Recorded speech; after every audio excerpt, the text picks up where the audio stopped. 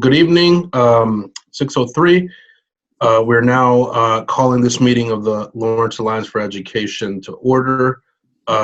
Just to state at the top of the meeting, in accordance with the governor's March 2020 executive order, we are holding this meeting remotely.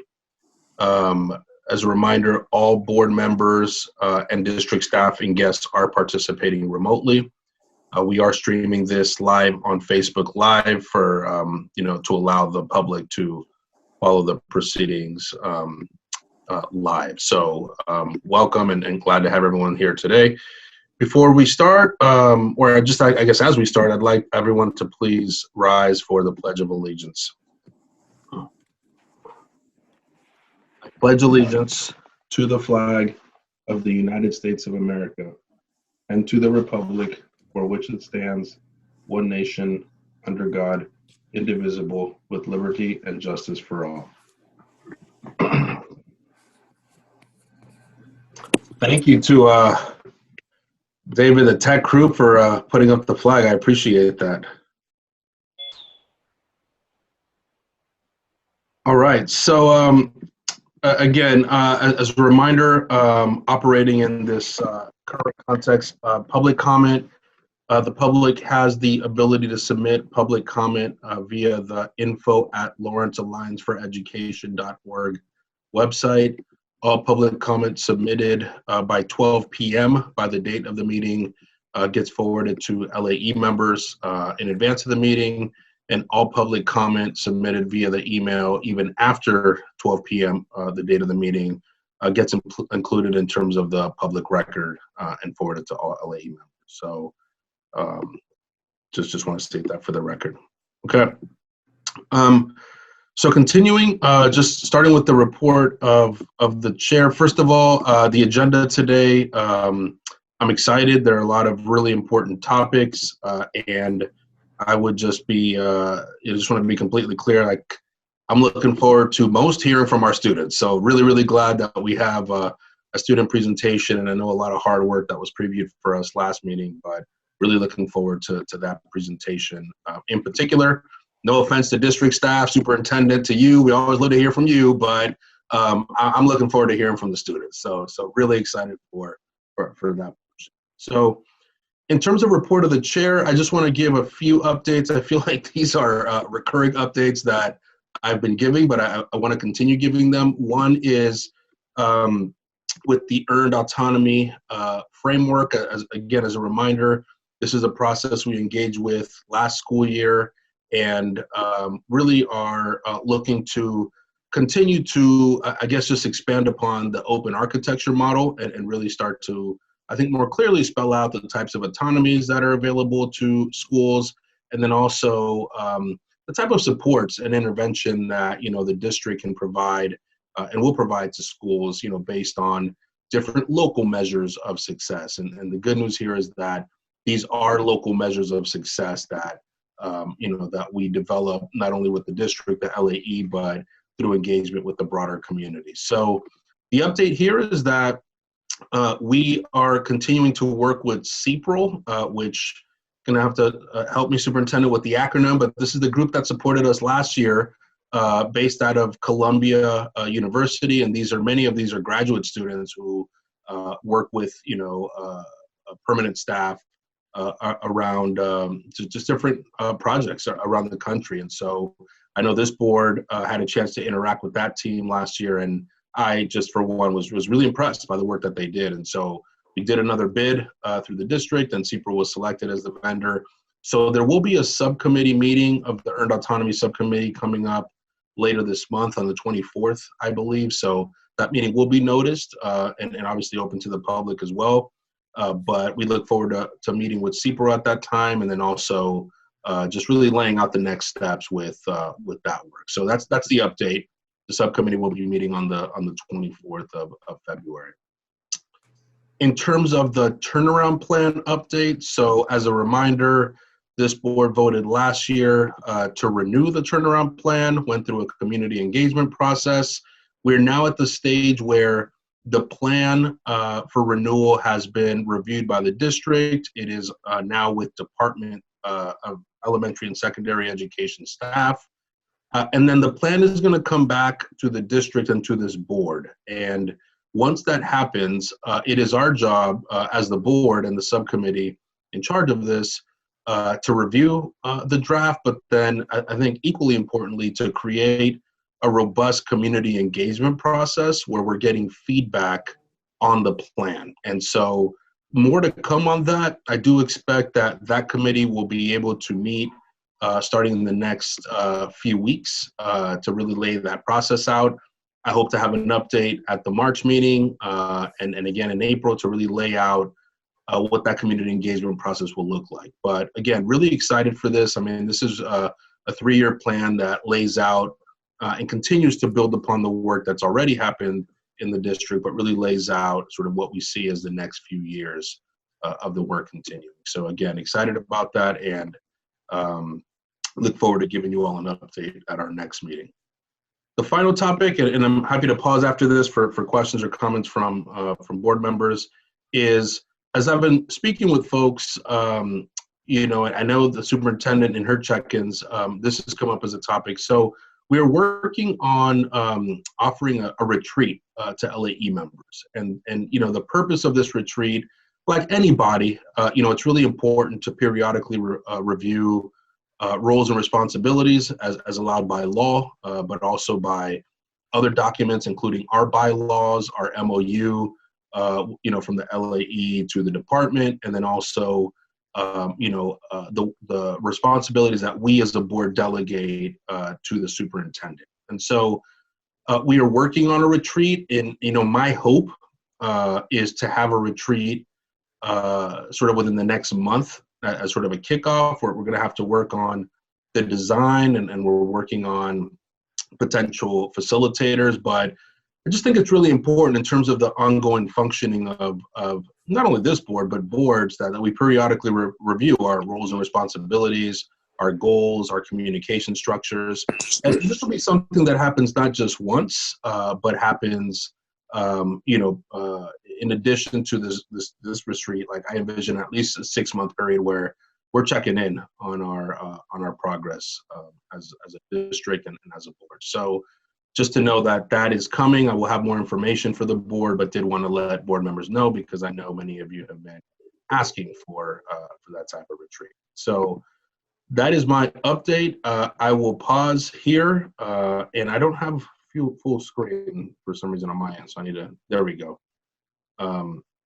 So I will pause for a second and just say if there are board members who have questions or comments, I'm happy to answer them at this time.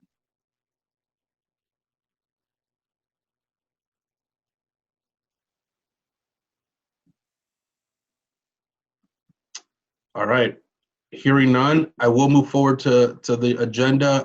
2 quick things. One is, you know, we'll have a lot of topics coming up, so I will, for the rest of the items, do our roll call vote. Just as a reminder, because we're remote, we'll be doing every vote roll call. And then also, I will be calling on board members in order, just for comment for the next item. So, Superintendent, I'll turn it over to you. Thank you, great. So I'm going to be sharing my screen. The first agenda item this evening is a presentation by the Student Cabinet. So I'm very excited to be joined by the Student Cabinet this evening. First, I want to give a big shout out to all the members of the Student Cabinet. Chantel Diaz, who is joining us this evening, Joanny Dominguez, Elizabeth Dumebrea, Joshua Figueroa, who's also joining us this evening, Christian Garcia, Gianelis Gracia, Miacheli Herridea, Kevin Martinez, Samara Mora, who is also joining us this evening, and Jazlyn Figueroa. This cabinet is comprised of elected student leaders, and they represent their respective high schools and programs. And collectively, they are the voice of the students in grades 9 through 12. Throughout their time, they discuss various issues that are related to the high school, of course, and other relevant citywide issues and opportunities. And tonight, they're going to be discussing with you a proposal, a social justice matter. Hi everyone, my name is Chantel Diaz. This change is important to us because Christopher Columbus should not be celebrated in our school system. What we were taught in school about him isn't true. Looking into what actually happened, we learned that there were Native people living in America before Columbus claimed it. Christopher Columbus enslaved Native Americans in Central and South America and sold them into slavery.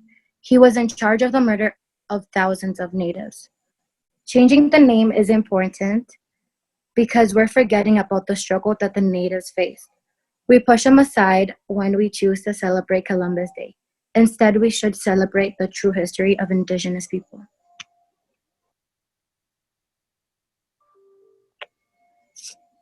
We wrote and implemented a survey with students of Lawrence High School, and as you can see, 57% of my peers were in favor of the name change, 34% are neutral, and 8% are in favor. Here is the list of our community supporters.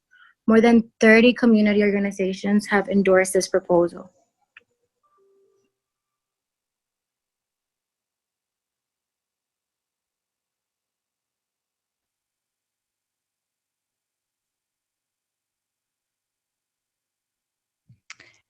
Hi, my name is Samara, and I'm going to be talking about the project timeline. Throughout October and November 2020, we have been talking about the meaning of Christopher Columbus Day. Throughout November and December, community listening and research. December through January, proposal planning. January through February 2021, proposal sharing and presentation to this board. Hi, I'm Joshua Figueroa, and this is why you should consider. We're living in the 21st century. Historians have proven what happened during the time of 1492. It's time that we celebrate those who fought for their land, home, and families. Christopher Columbus should not be celebrated in our school system, as Chantel has said. It is time that we celebrate the true heroes of the time, not the man who discovered America. We have a long list of fellow community members and organizations, as you have seen, that agree with this decision. So that is why you should consider changing Columbus Day to Indigenous People Day. Good evening, everyone. My name is Jazlyn, and now we all want to open the floor to anyone who has any comments, reactions, discussions, and questions. Great, thank you, Jasmine. Thank you for the presentation from all of the students. I really appreciate that. I will open it up. Let me start with Noemi. Yes, hi. This is, it was an excellent presentation. One of the things that it reminds me the reason why we're all here for the students to support their work. And the only thing that I want to say is congratulations, you guys did a good job. You guys have a lot of people in the community that got engaged. I would see many of the emails, people asking, what is this, what is this, what is that? And through the work that you guys did, many people in the community learned about the importance of changing the name. So congratulations on that. Great, thank you. I'll go to Ashley next. I have no questions on the topic, but I myself did fill out the survey for the name change, and I completely agree that the name should be changed. So I hope that today the board members will be able to agree to change the name. Great, thanks, Ashley. Pat? Yes, good evening. I'd like to welcome the students, and more importantly, I'd like to welcome their voices. I think it's fabulous what they did tonight, and the presentation was wonderful, and you're to be congratulated. I'm looking into the future and other discussions that and problem solving they may be able to help us with. One being attendance at the high school. They may have a perspective that we as the adults haven't figured out yet. And I think it's important to bring these students on board and really talk about the issues at the high school and help them problem solve with us to a great solution. So again, I want to congratulate you and thank you for your work this evening. Thanks, Pat. Dan? Yeah, I also want to join in the voices of, being so proud of the work that these kids are doing.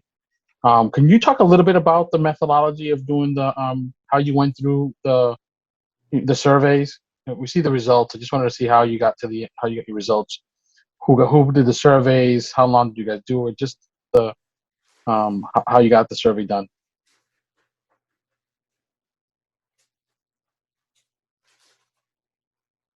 And I guess that'll be anyone on the team. Feel free to. Yeah, any one of the youth, that'd be fine.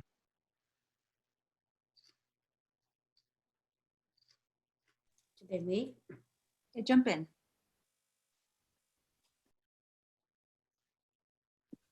Well, for me personally, I invited all my friends and my peers from my classmates and told them, oh, we're all putting up a survey for this thing that we want to do to change from the name Columbus Day to Indigenous Peoples Day. And they were like, oh, what is all that?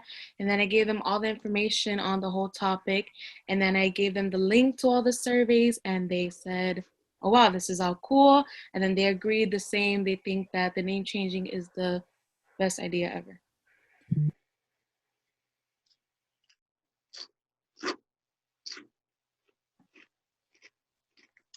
Great, thanks. Great, thank you. Julia?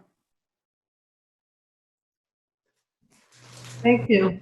Hi, good evening. It's great to hear from the young people of this community. I get so excited to see how you guys get involved and develop ideas and get together with your peers to do the things that you think are right for yourselves and for the future. I'm happy. I know what Mayor Rivera just asked was one of the biggest questions as to how you got around to doing this. And I am happy to support it. I'm happy for you to be here because it means a lot when the young people get involved and when they understand the history. If you understand your history, you'll be able to deal with your future. So congratulations and keep going strong. Great, thank you. I guess I have a comment and some questions. I think the comment is again to commend you all, and I actually look around the Commonwealth, and this is something that is happening in many communities across the Commonwealth, and I think what you all are hearing, I hope, is a lot of support from members of the LAE, and I also know that the list of supporters you had in your presentation was very long, and I think it just shows the work you all have been doing around this. So, really proud of that work that you're doing. I guess my question to you all is, I saw about a little over 100 students who said they didn't want to change the name, and I'm just curious what some of the reasons were that you heard, and just sort of what that made you all think about, just in terms of the work that you all have been doing. So, and I open that to anyone again who presented who'd like to weigh in on that. So Chantal, Jazlyn, Joshua, any of you can weigh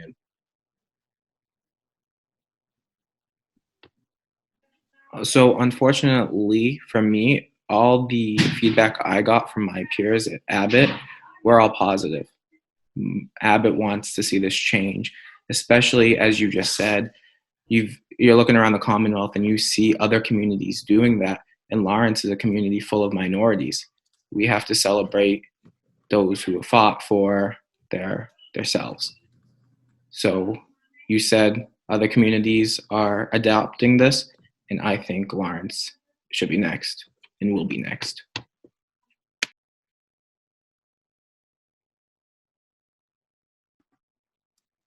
Great. Jazlyn, Chantal, anything you want to add to that, or if not, it's fine.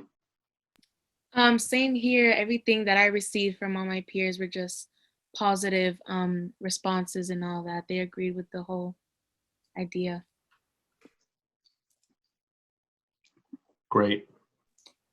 I mean, I'll add then in the minority, some of the things that we learned were that students just were not aware, completely fully aware. And so they were hesitant to say yes without having all the information when we surveyed them at the time. And I'm just recalling some of the open responses as to some students did not fill out the why specifically when asked. And some were just like, just don't have enough information at this point. Great, thank you. All right, before I call it, what I see Julio's hands up. Yeah, I just wanted to add, and more for the benefits of the students, that this is just the beginning of a process that you guys are going to be going through. And so I think the question that Ventura raises is very important, because you're going to encounter those people that are not going to be in favor of what you're proposing, and you need to find out why, and you need to be able to let them know why it is important to you and to all of us that this happens. Especially a lot of us that come from Latin American countries, not you guys, because I'm sure you were born here, but a lot of older people like myself. And in Latin America and the Caribbean is not mentioned at all when we speak about Christopher Columbus. So you need to be prepared, because you're going to be surprised when you meet with some of your peers that will be either totally against what you're proposing, or will not support you, or are just do not have the knowledge, like the superintendent says, to be able to support your ideas.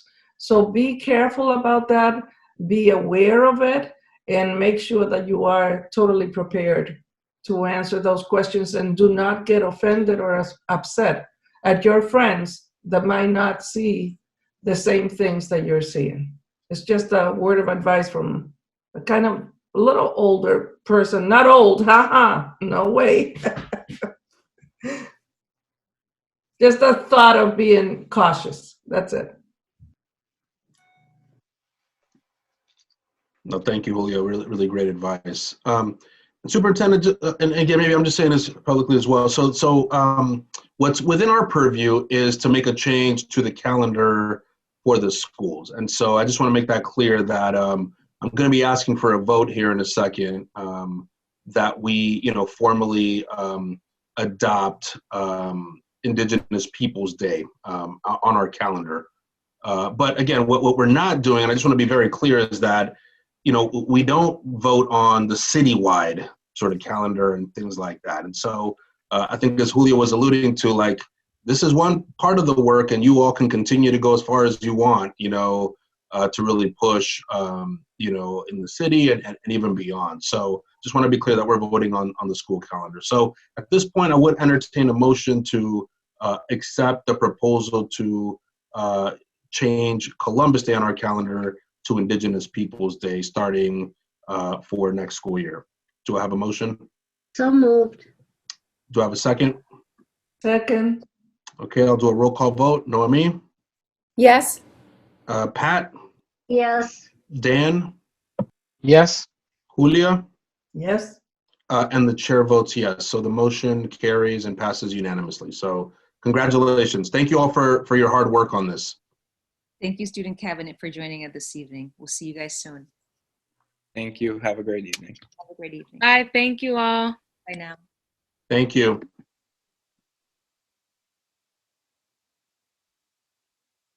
Great. So up next, we're going to have an update on our high needs students.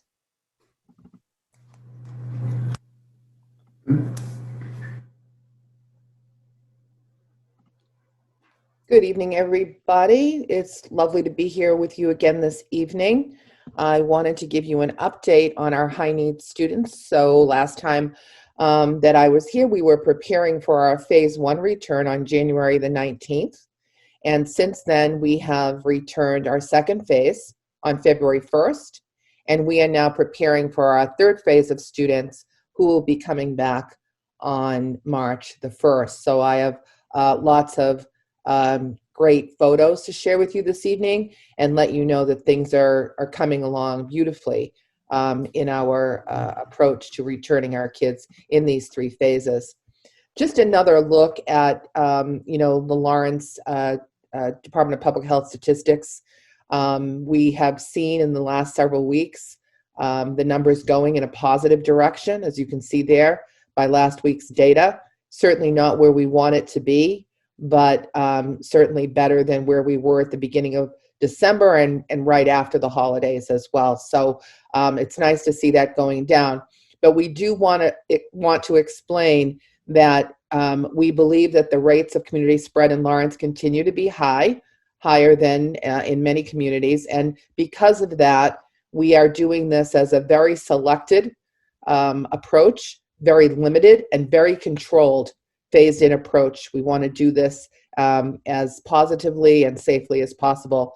And so to that end, we do have enhanced PPE and our protocols in place, including daily temperature checks that are going on, as well as the rapid Binax Now test available for symptomatic staff or students in our schools. So lots of enhanced procedures going on to make sure that we're doing this in as very safe and controlled way as possible.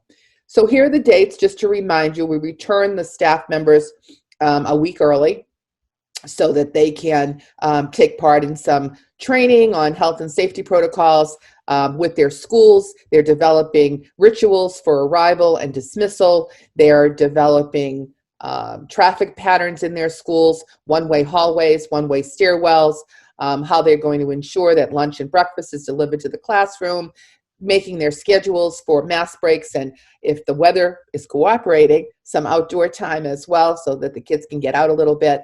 And so all of that is going on in the week before so that the staff is fully prepared for the students as they're returning.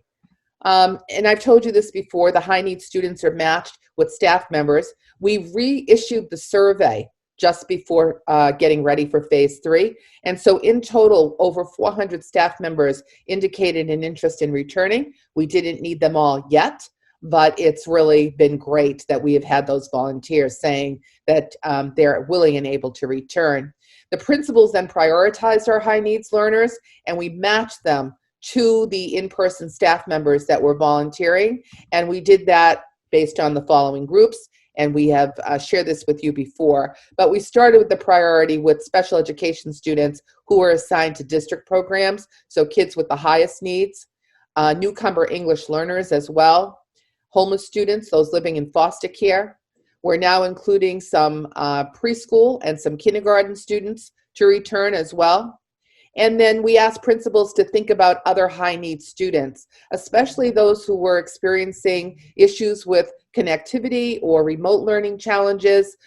We know that some kids are just not thriving in remote learning because, there may be lots of siblings in the home and they're, fighting for airtime over the computer. So it's great to have principals have the opportunity to bring some of those kids in. The schedule is exactly the same as what's happening in remote learning, Monday through Friday, same hours as remote. They're a little different at the high school level, and of course preschool and kindergarten right now is on a half-day schedule, so morning and afternoon sessions. So I wanted to show you a couple of examples of our nurses and even one of our principals. You can see Lori Butterfield up there in the top right-hand corner, who some of our administrators are chipping in and helping with temperature checks. They're using, in many of the schools, several different doors for arrival, so we can split up, social distancing, have people, sort of not using all the same entrance and exit as we're doing this work. So I'm going to show you where we are with the 3 phases, in terms of total by level of our schools, starting with our early childhood schools. So you can see these are our schools that service kids that are in pre-K and kindergarten. The Hennessy does go up to grade 2, but all the other schools there are pre-K and kindergarten. And you can see the total number of students that will be returning all through the phases. The phase 3 students on these slides, I want to let you know, are projected. The final lists are due Friday. The schools are actively calling and inviting parents this week.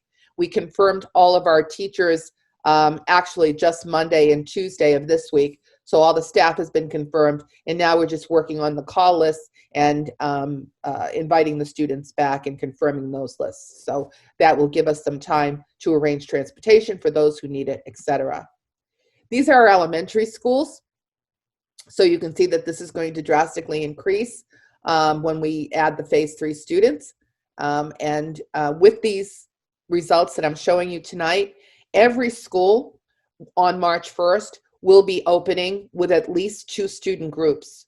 So that's what's our goal, to get every school open so that we have an opportunity for teachers, staff members, principals to sort of try out the routines, get ready to see how that's going. So when we do open back up for in either hybrid or fully in person, which is our goal, we will be very, very prepared, and every principal, every team will have had the opportunity to try out these protocols, because we believe that good hygiene, hand washing, protocols for social distancing and masks, those things will probably stay with us for a while. So schools are getting to try that out. We have some multi-grade schools. School for Exceptional Studies is included in there because they have multi-grades. The Bruce is grades 3 through 8. The Weatherby is our only grade K through 8 school, has all 9 grades. And the Weatherby welcomed many special ed children in phase 1 for district-wide programs, and those kids are doing beautifully, and they're set to bring back another 46 students in phase 3. And these are our middle schools. Most of them waiting for phase 3 to sort of get a handle on their protocols and what would be needed, and they're ready to go. So we're very, very excited about getting our kids back to middle school as well. And then finally, our high schools.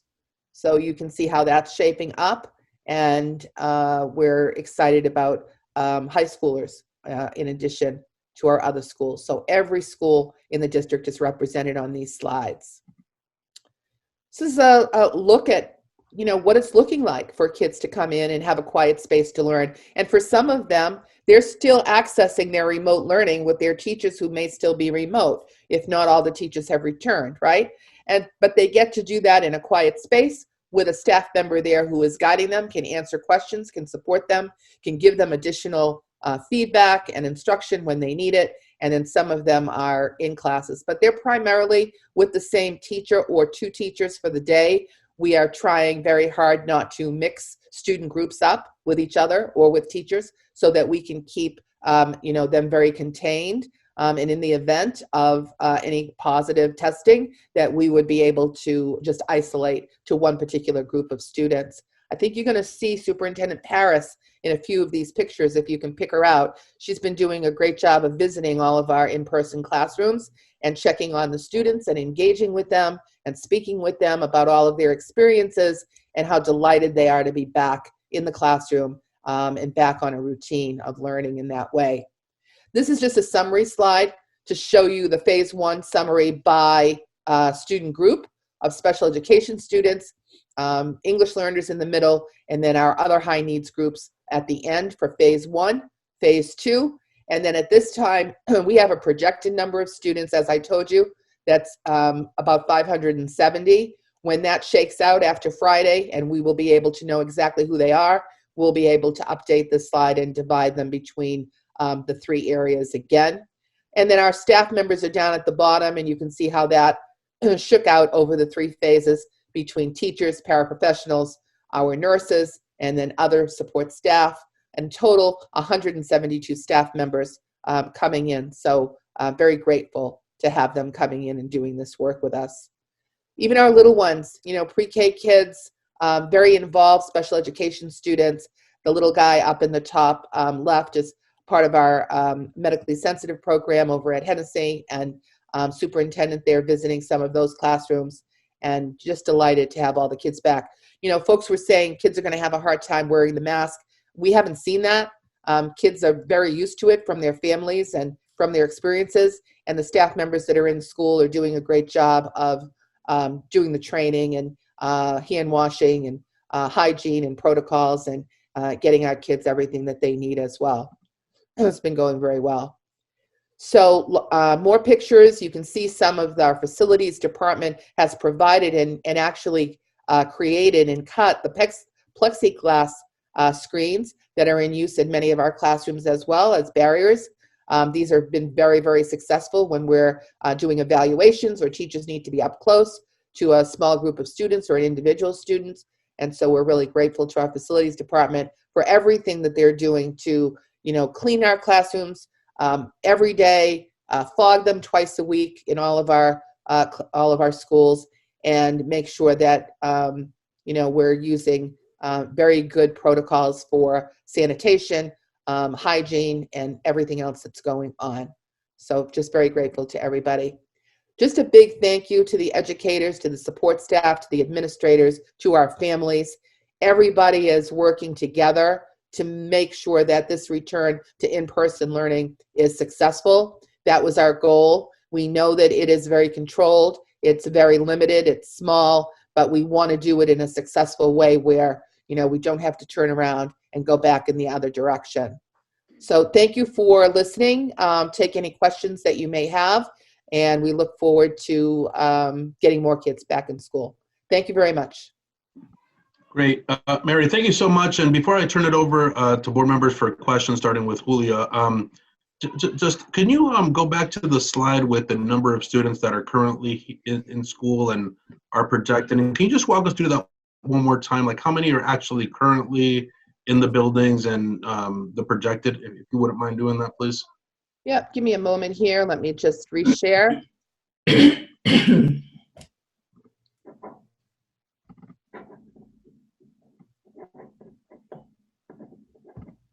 All right, I think I'm back.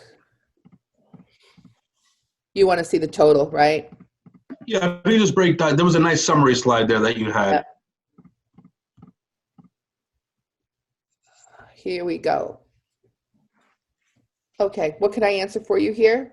Sorry, so I was just doing quick math here. So phase 1, 8, 16. So just trying to see like how many kids came back for each phase. The 842 is the total over 3 phases, correct? So total over 3 yep. phases, right? Great. So, about just under 200 in the first phase, right about 200. The second phase only included about 4 schools that we added on. They were very close together. If you remember, January 19th, and then we had a subset of schools starting on February 1st. So it was just like back-to-back phase 1 and 2. So it was a small group of schools. And then our largest group of schools is coming on board on March 1st.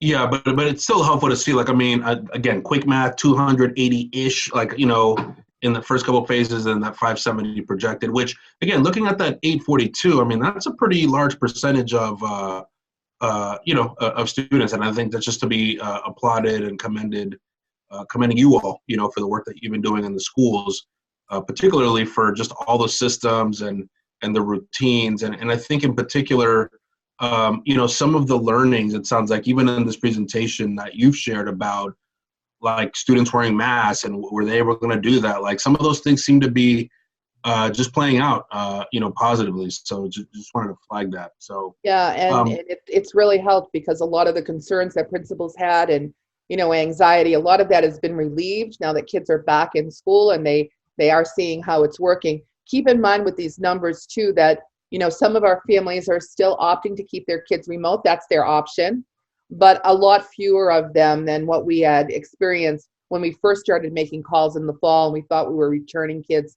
in October. So roughly about 20% of the calls that we're making, the invitations that we're making, parents are electing to keep their kids home still, and that's absolutely fine.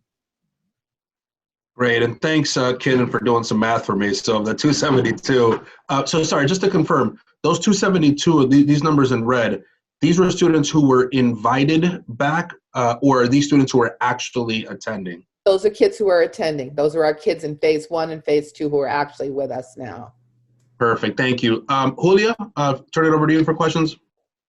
Yes, thank you, Ventura. Mary, great presentation. Thank you so much. I wish during this presentation you had given us like the total number of students in general. I know that you have this projected, the one that we're looking at now, but I wish we had been giving like the total number of students of, let's say, the high need students that Well, are if adopted? you remember from our remote learning plan, we had initially identified about 2,500 students as high needs. So we had really hoped, when we thought we would do this in October and bring as many of the high need students back as possible, that that number was going to be around 2,500. Now, we always knew that some families were going to say that they would prefer to keep their kids home. And at that time, it was, looking like about 50%. So we're not there yet. We're not at 2,500. We're, hoping to be over 800 by March 1st. And, slowly growing up to that 2,500 number of high need students that we had predicted in our plan back when we first wrote it in August. Right, and that's the reason why I bring it up, because we would have to go back to all of the paperwork in the back that you presented us to be able to figure out how many in total there are and what the percentages are, which is not a big deal. The fact that we're getting them back, I think we should be happy for. Yep. And the other thing to keep in mind is that this is also a learning matched approach. So we've asked the teachers to volunteer their interest to return in person. So we have to match our high need students with the teachers who are making that volunteer effort to come into our schools and to do this work. So we're being very careful about that. We're matching them so that they can stay with their own students. We certainly didn't want teachers to have to change schools. We also didn't want to interrupt the instruction that's going on now remotely. Kids, especially very young kids, they get very attached to their teacher, even seeing them on Zoom. You can imagine they're very, very attached to who their teacher is and seeing them every day. So we had to honor that. So that's why this was a little more complicated than it might look here. And the team, all the schools, the administrators, everybody's done a really great job to get us to this phase 3, where now we can add so many more schools and ensure that on March 1st, every school is going to have an opportunity to have students in person. So based on that, which, and again, you guys have done a tremendous job of, trying to get everybody back and face the general school population. We have over 1,200 staff members. Is it faculty members? About 1,200. Exactly. And but we only have 414, which is about a quarter of the population that it has indicated that they're willing to come back. Are we providing any type of incentive for the 414 that have come back, or offered any type of incentive for any teacher to be willing to come back? Well, we do know that what we're asking these folks to do is some additional planning and additional training. For many of them, they're going to do both in-person learning, and they're going to continue some remote instruction for kids who are still at home, who are part of their learning groups. So that requires another layer of planning. And to that end, we have offered a modest stipend to the teachers and the paraprofessionals and the nurses who are coming in to do that work. Yes. What happens in this case with the number of students that we understand are not physically here in the district, but are away either because of family issues or whatever other conditions? What happens with those once the school is back in full, in presence? Well, when we get to that point where we're ready to have full in-person instruction again, obviously we'll have to revisit those contracts that we wrote with those families. But for the time being, and where we are in this process at the moment, we're honoring those contracts, and our teachers are continuing to provide that instruction remotely to those kids wherever they're located. And that is going very, very well. Denise Snyder and her team have put that project together. I can tell you that even sometimes we hear in my office of special education students who may have just moved or had to leave the country, and they're in need of a contract, so we reach out to Denise's office and we get that going with the family so that we're keeping track of where all of our kids are. Okay, that's good to know. What is the anticipated date for all of the students to be back in present? We don't have a date. I mean, we are at the present time, we planned this phased in approach to be phase 1, phase 2, and we're gearing up for phase 3 on March 1st. So a lot goes into the transportation and setting up everything that we need for the protocols for that. And then we're going to watch what happens next with our metrics in the city of Lawrence. As you know, that's why I started the presentation out with that. We will be very happy when we get our metrics way back down. The trend in Massachusetts, the trend in Lawrence, it's going in the right direction. We want to see that continue to improve. And then we will, we'll come back to you and let you know when we have additional proposals for either a hybrid start or a full in-person start. Has any consideration, and I know this is early and I'm probably asking a question way ahead of time, but is there any consideration for, let's say that the InPerson Learning will start May 1st, or to say a date, as to whether some of these students might need to stay in school during the summer?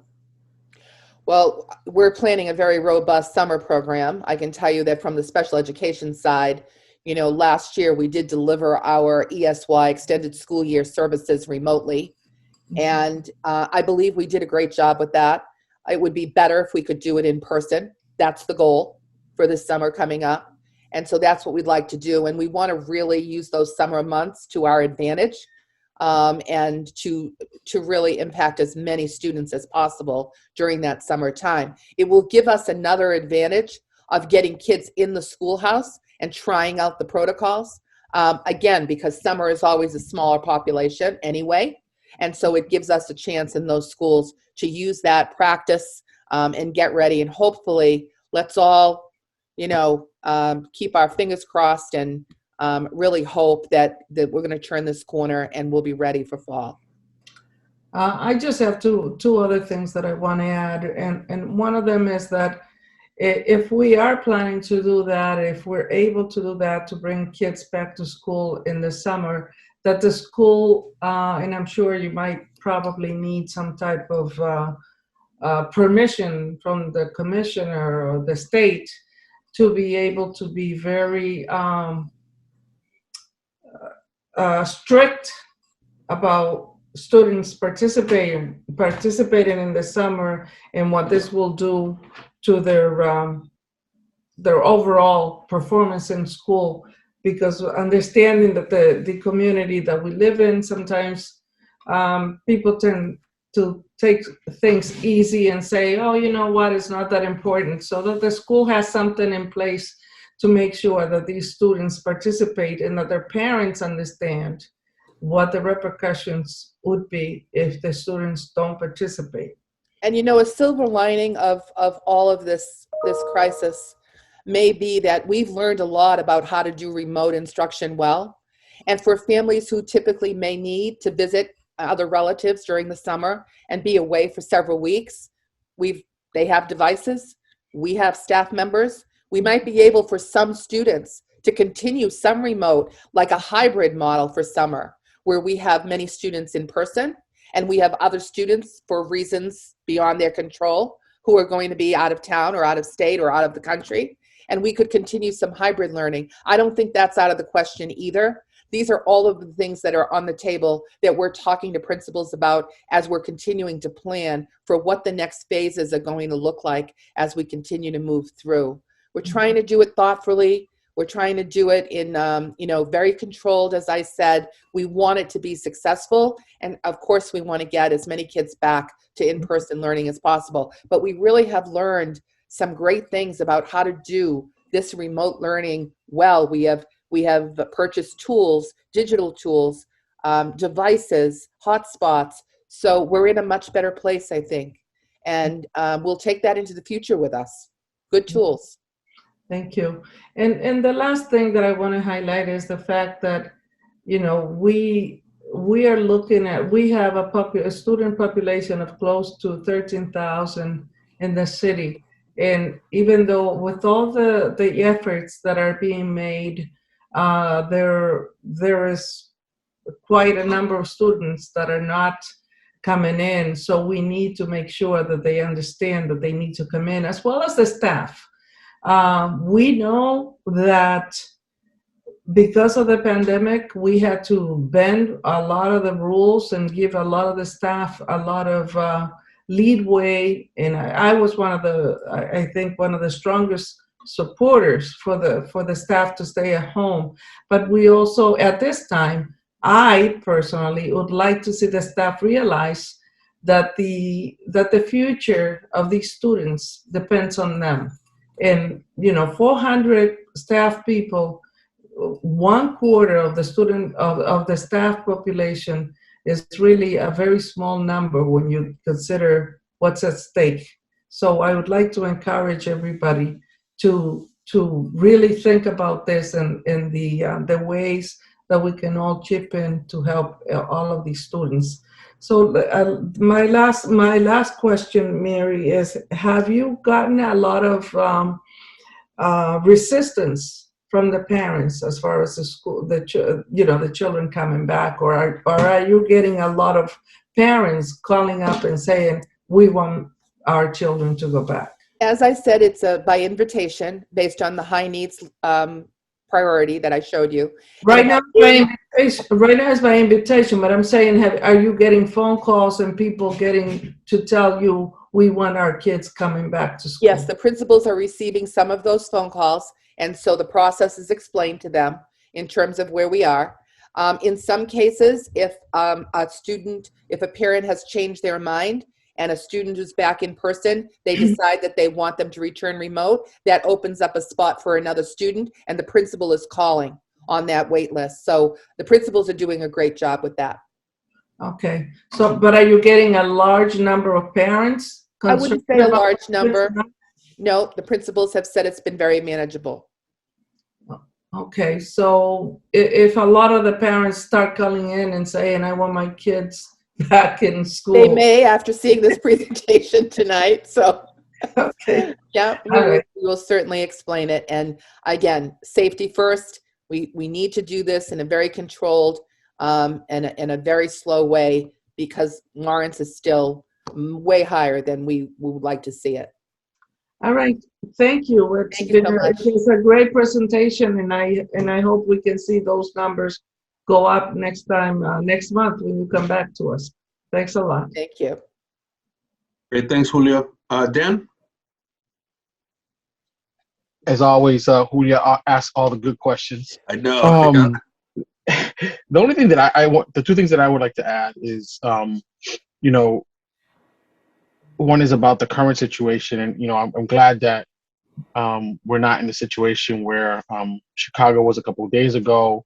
In California, some of the school districts are, and where basically the parents are pitted against teachers, or the teachers are pitted against family members about kids going back to school. I'm glad that we're not there.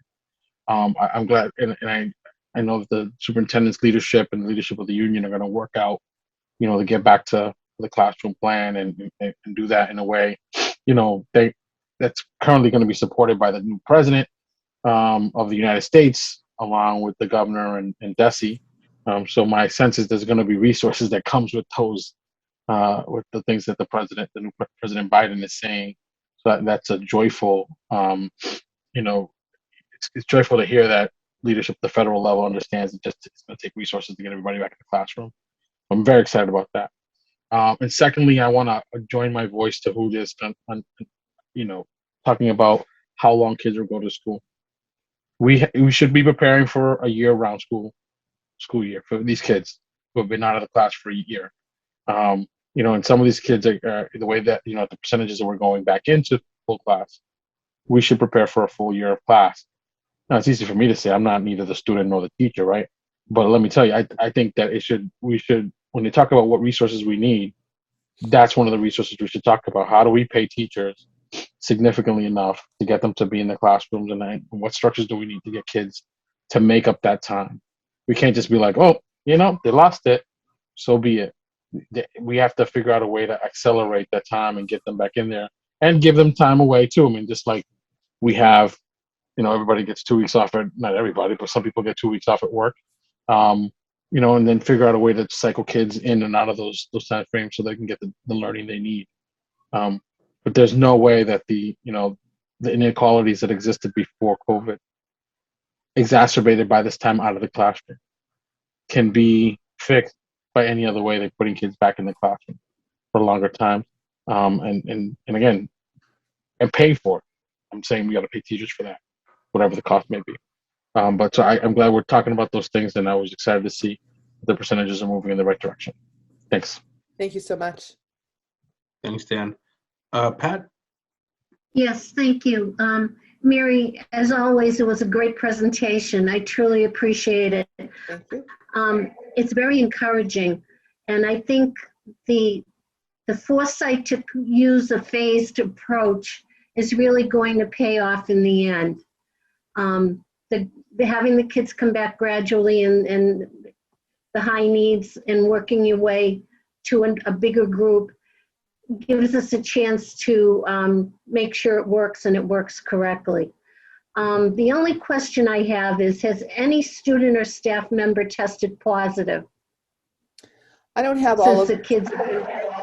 I don't have all of the totals. I do know that there was one staff member who did test positive, and we did have to send that one group of children home. I think it involved 5 students, and they went home for the 10 days, and they've returned since then. It was part of our phase 1 group. But that's the only one that I know of. All right. And that's good. That's good news in a way. All right. Thank you. Thank you. Thanks. Ashley? My question is I wonder, how can students prepare for returning to in-person learning? And on top of that, how are we ensuring to the parents the safety of their students? Those are both great questions. So I'll take the second one first. As I explained to you, we do have enhanced safety protocols in place.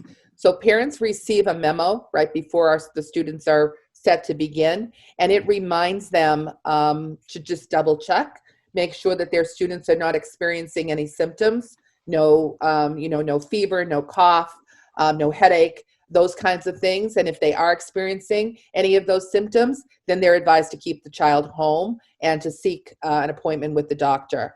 And then when the kids get to school, they're having that temperature check, which is not required by DESE or the CDC in schools, but we're doing it as an enhanced protocol. So our nurses are doing it with the touchless thermometers so that they're not touching anybody else's forehead and then going to the next child. They're all touchless. So that's a good system that we're using as well. And then our nurses are there. Every school has an RN at the school so that we have a medical person there who's able to find out if a student or a staff member is symptomatic, and we do have those other tests. So that was a good question. Appreciate that. And then as far as kids getting ready to return in person, we're very excited. We hope that they're excited about that. We would remind them to gather their school belongings. If they have had any materials sent home that they might need when they're back at school, including a Chromebook or an iPad, they may want to think about bringing that device back with them so that they'll have it in school. Obviously, we want them to have a mask ready, make sure that they're wearing a mask, and a good reminder, make sure that the mask is being washed at the end of the day, right? So it's good to have a couple of them so that you can wear one and then wash one and have a spare. There are disposable masks at the schools in case students need them, forget, or it rips or something happens to your mask at school. But that's a good question. And then, I know they're not going to like this one, but we are asking our students that when they come in person that they're wearing their uniform. So, that's one that students don't like to hear. And I know that, many kids, my own grandchildren on Zoom, sometimes leave their pajama pants on the bottom. And so they're going to have to get dressed up and put their uniforms back on to come into school. No PJs in school. And certainly bring snacks. Bring bottled water if you want, although the schools do have bottled water. We don't want anyone sharing snacks at school. So be sure that you're bringing snacks just for yourself and keep them to yourself, and no sharing. Breakfast and lunch will be brought to the classroom, so they don't have to worry about that. And those are all the reminders that I have. Thank you for those great questions. Great, thanks, Ashley. Noemi? Yes, hi. Everybody asked all the questions that I had, except for the one question that I do have is about vaccination and what is the plan that they have for the teachers and the staff at the schools? Yep, so that's up to the state, right? I believe that the state has a plan for that. And in the second cycle, in the second phase, I don't even remember the letter, I should know it. It's either B or C, but there is a plan for that. And currently right now, the vaccinations are going very, very well. Lawrence General Hospital is using one of our schools, the South Lawrence East school. And all of the reports that we have from our Director of Health Services is that it's been going extremely well with Lawrence General. And they've been using some of our nurses to assist. Of course, they'll be coming back into the schools now on March 1st, now that we're opening. But it's been going very, very well with the vaccination site there. And we're hopeful and confident that the state will quickly move into the K-12 staff members next, or in the coming weeks, as soon as they get through a few more. I think they're still vaccinating healthcare workers, folks who are over 75, those things. Yeah. Okay. Thank you. You're welcome. Great, and I literally can't think of another question that hasn't been asked, so I'm not going to ask any questions, but I just want to add my just sincere thank you, Mary, for the presentation, and just for all the students, staff, families, everyone that's working, so hard to be able to get students back in and are in a position to do so. And then I think maybe just one point I just wanted to make sure I understood and clarify is that the staff that are returning, like in recognition of the additional planning that it takes to be able to, again, think through the systems and things like that, they are receiving a stipend for that additional planning. Is that correct? That is correct, yes. Okay, great. And again, just recognizing that just from what you described today, it takes additional work beyond what they're already being asked to do to think through the routines, the systems, planning for in-person students. Some of them are at home. So I just wanted to underscore that there is a stipend, but it's for that additional work. Yeah, new technology that they're all learning how to use a webcam for the first time, so they can do the simultaneous instruction, both remote and in person. So, Great. It's for all of that training. Great, thank you, and I appreciate that. And I hope that, as we continue next month to hear updates, I think partly here, right, it's going to be inertia in the sense of like continuing to be able to do it safely, well. I think will give more and more confidence to families, to our staff. And so just appreciate, again, everything that folks are doing to really get our kids back in a safe way and again, to show that we can do it safely and make sure we're taking all the precautions that we can. So thank you very much. Appreciate it. Thank you. Mary, the next agenda item is the Teaching and Learning Report. And tonight we've invited the high school team to give us an update on all the wonderful things happening at Lawrence High School.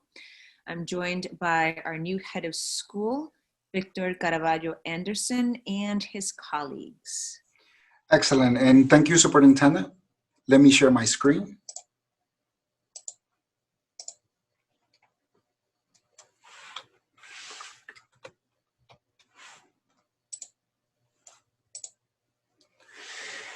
So again, good evening, everyone. It is always a pleasure just to be able to showcase Lawrence High School, our resilient students and families, just dedicated staff, and the Empower leadership team that I get to work with. So tonight's presentation is going to be broken into three main components: major findings, effective responses to those findings, and campus projections. So we're going to do basically a general overview of this content in order just to create more space for Q&A at the end of the presentation. And tonight, joining me and co-presenting with me is Mr. Kevin Dean, who is our Humanities Pathway Supervisor, as well as Mary Alice Murdoch, who is our campus STEM supervisor. So in July, when I arrived to the Lawrence campus, I wanted to obtain a very clear understanding of the campus, its history, desires, and aspirations. In order to do that in a comprehensive and inclusive way, process is important. So over the summer, I met and interviewed teachers, students, parents, administrators, community partners, and alumni just to better understand the individual and collective needs. So these needs are summarized in my findings. So the first major finding is centered around cohesion and shared leadership. So while various stakeholders celebrate and express their pride in their own individual high school academy, all stakeholders just express a deep desire for a cohesive high school experience inclusive of a shared leadership model. As a result of this need, for the last 7 months, we created over 8 working groups comprised of over 100 of our staff members. So these groups, in collaboration with the leadership team, co-planned and created a campus approach as we aligned our instructional teaching expectations, attendance strategy, grading expectations, data inquiry process, our adoption of project-based learning, MCAS prep, and more. The message to our Lawrence community is clear. We're no longer going to operate in silos. We have come together as a group to ensure the success of all of our students, and we're going to meet all of their needs. And so I'm very excited about the partnership and the collaboration between teachers and administrators. When it comes to a second major finding, it is centered around academic achievement, rigor, and classroom practices. And so as a campus, we adopted standard-based teaching across all content areas. Throughout the year, we have conducted culturally responsive professional development to ensure cultural awareness and cultural proficiency. In addition, as a whole campus, we have adopted project-based learning as a tool to celebrate student mastery and proficiency of standards. So during our first December showcase, we provided over 3,000 students the opportunity to present and display their learning. Now, I would like to take the opportunity to showcase that work. And so I'm going to play a video for everyone so you can see the hard work that our students were able to do and showcase.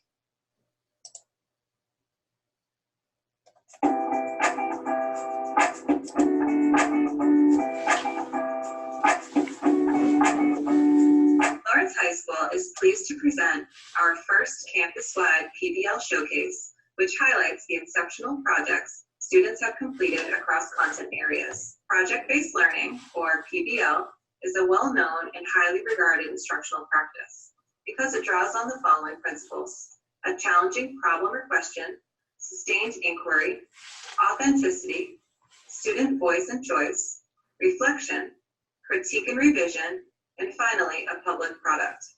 As you can see, project-based learning is more than just doing a project. We are very proud of the projects our students have done, despite an unprecedented remote learning environment. What you are about to see are samples of presentations students delivered during our showcase. My name is David Santiago. I am going to read this as if you were the board of directors. I welcome board of directors to my presentation about my roller coaster that I hope can make an amusement park. Below will show you a graph of my roller coaster, what it will look like, and then I will explain the measurements to you. This ride is quite large and will have 5 to 6 hills. This is it from the side view, and honestly, I thought it was great. They even met the requirement of having the on and off loading docks, the going down a hill and into a tunnel, and met it. Hi, my name is jazlyn. I'm from Dominican Republic. To me, identity means that you are not childish, that you have understood the place, that you have peace, that is a part of your being. Lawrence forms part of my name because I have to be addressed to a new language, which is English. What is the water cycle? It is the process that manages the step of displacement of the water in the land. The water cycle has to do with the rain, lakes, river flows in the ocean. We needed to create awareness about this, since it is something of the utmost importance for everyone. We need to pay more attention to the environment and let's take care of it. Hello, my name is Verónica Domínguez. This is my presentation, the GeoGebra, the flight of contour. The length of line is the length of line of segment A of B is 11 because there are 11 million people in Dominican Republic. Step 1, you want to get a pot and add 9 cups of water into the pot. So then you want to add 1 cup of heavy cream, 1 cup of sour cream, and stir that all around. I'm going to add the macaroni into the cheese sauce. Now you want to put your pan in the oven. After 10 minutes, you should take your pan out of the oven, and your mac and cheese should look like this. While an official UN assembly is held over the course of 7 days for all of the delegates to speak, our assembly had only the opening speech that addressed the problem and a resolution proposal from each country. There is a global crisis around the issue of coronavirus that we must address today. Currently, there has been 85,130 cases in Kenya. To address COVID-19, Kenya has taken a measured response by instating a mask mandate, installing multiple hand washing stations, and by closing schools. Some of the benefits, definitely, it showed that our students are super capable of completing these rigorous projects and not only being able to do them well, but excel in doing this kind of work. But then also, I think it gave our students that boost of confidence that they needed, that they can get in front of a group of people and they can present something. Parkinson's disease was first discovered in 1817 by a British physician called James Parkinson. He wrote an essay that was named The Shaking Palsy. Parkinson's disease is a nervous system disorder that affects a person's ability of movement and coordination. The students were into it. It was really great to see students shine in an area that they feel confident in. My name is Stephanie Herrera, and I am a student council representative for 11th grade. And I'd just like to give a warm thank you to all of those that joined us today, all of our guests, and just to let you guys know that we were excited to share PPL presentation with you guys.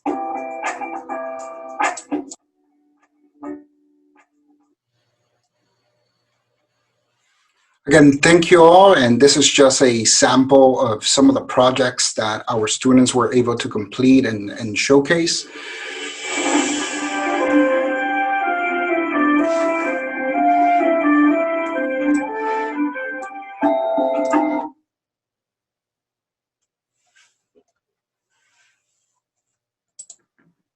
Great. I'm sorry. Are we ready for questions, or are you still? Is there more to the presentation? No, I'm still presenting. It's just okay. Yes, making sure. Yeah.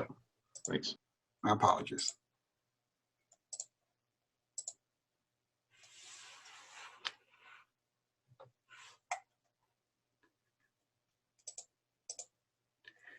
In terms of rigor, one of the major actions that we have taken as a campus is we have reviewed and implemented very clear MCAS strategies. We have built a pre-AP and AP track. And when it comes to the campus, now we're working on a united front with lower and upper school to ensure that there's going to be curriculum alignment across the board and that there's going to be student performance and success. So we're very excited about this group. We're very excited about the actions that we have taken. And now to Mary Alice. Good evening, everyone. The next couple of slides speaks to our findings around the support that we need to give to our students, as well as ways in which we can ensure that our students are successful. We're all about making sure that we are addressing all of the needs of our students. And in the area of support, we're implementing SEL, and if you're not aware, that stands for social emotional learning. And those strategies are in place and will continue to be ongoing throughout the school year and beyond. We're also developing a comprehensive action plan to support student transition. So we have 2 student transition groups. We have the group that works from LAE into transitioning to the high school, and INT into transitioning to the high school. In addition to that, for student support, we have special education, tracking students to make sure that they're more successful on MCAS in ELA and mathematics. In addition, some of the groups that we have ongoing, for example, I mentioned SEL, we also have a committee, differentiation committee that meets regularly. That's part of the leadership work that Victor mentioned earlier. And that group also has time for those transition teams to meet, the INT and USA PD collaboration, and LASE and LSA 10 PD collaboration. There are many other things that are ongoing. We've developed academy trackers in order to ensure that our subgroups are supported across the district. For student success, our findings indicated that we needed to create a campus PTO and a campus student government to raise student attendance rates. That was mentioned earlier, and I'll talk a little bit more about that in a minute.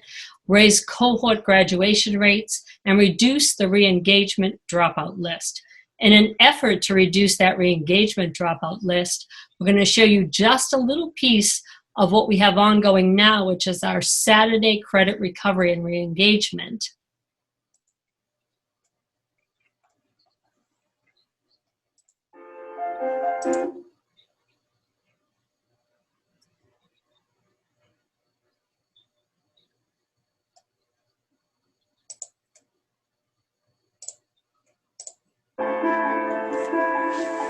Hello and welcome. My name is Luis Pichardo. I am a teacher at INT, and I am also working in a new initiative that we like to call the Saturday Mentoring Program. This is an amazing opportunity for us and also for students. We have students that are coming back to finish their education.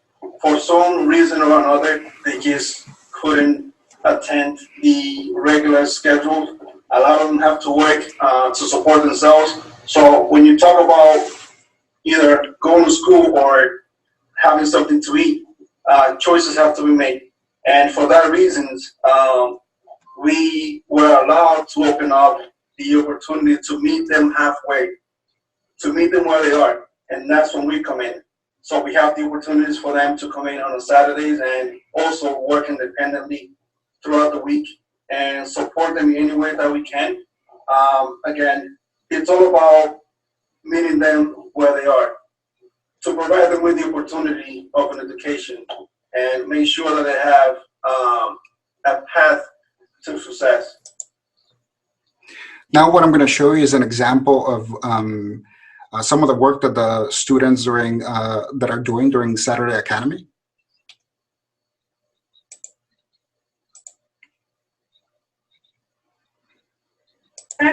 Instead, we talk about the effects of racism. We read about George Floyd in Whitman Chavez. I want my children to live in a peaceful, respectful world. The name of my book is The Children's Book About Racism in the United States.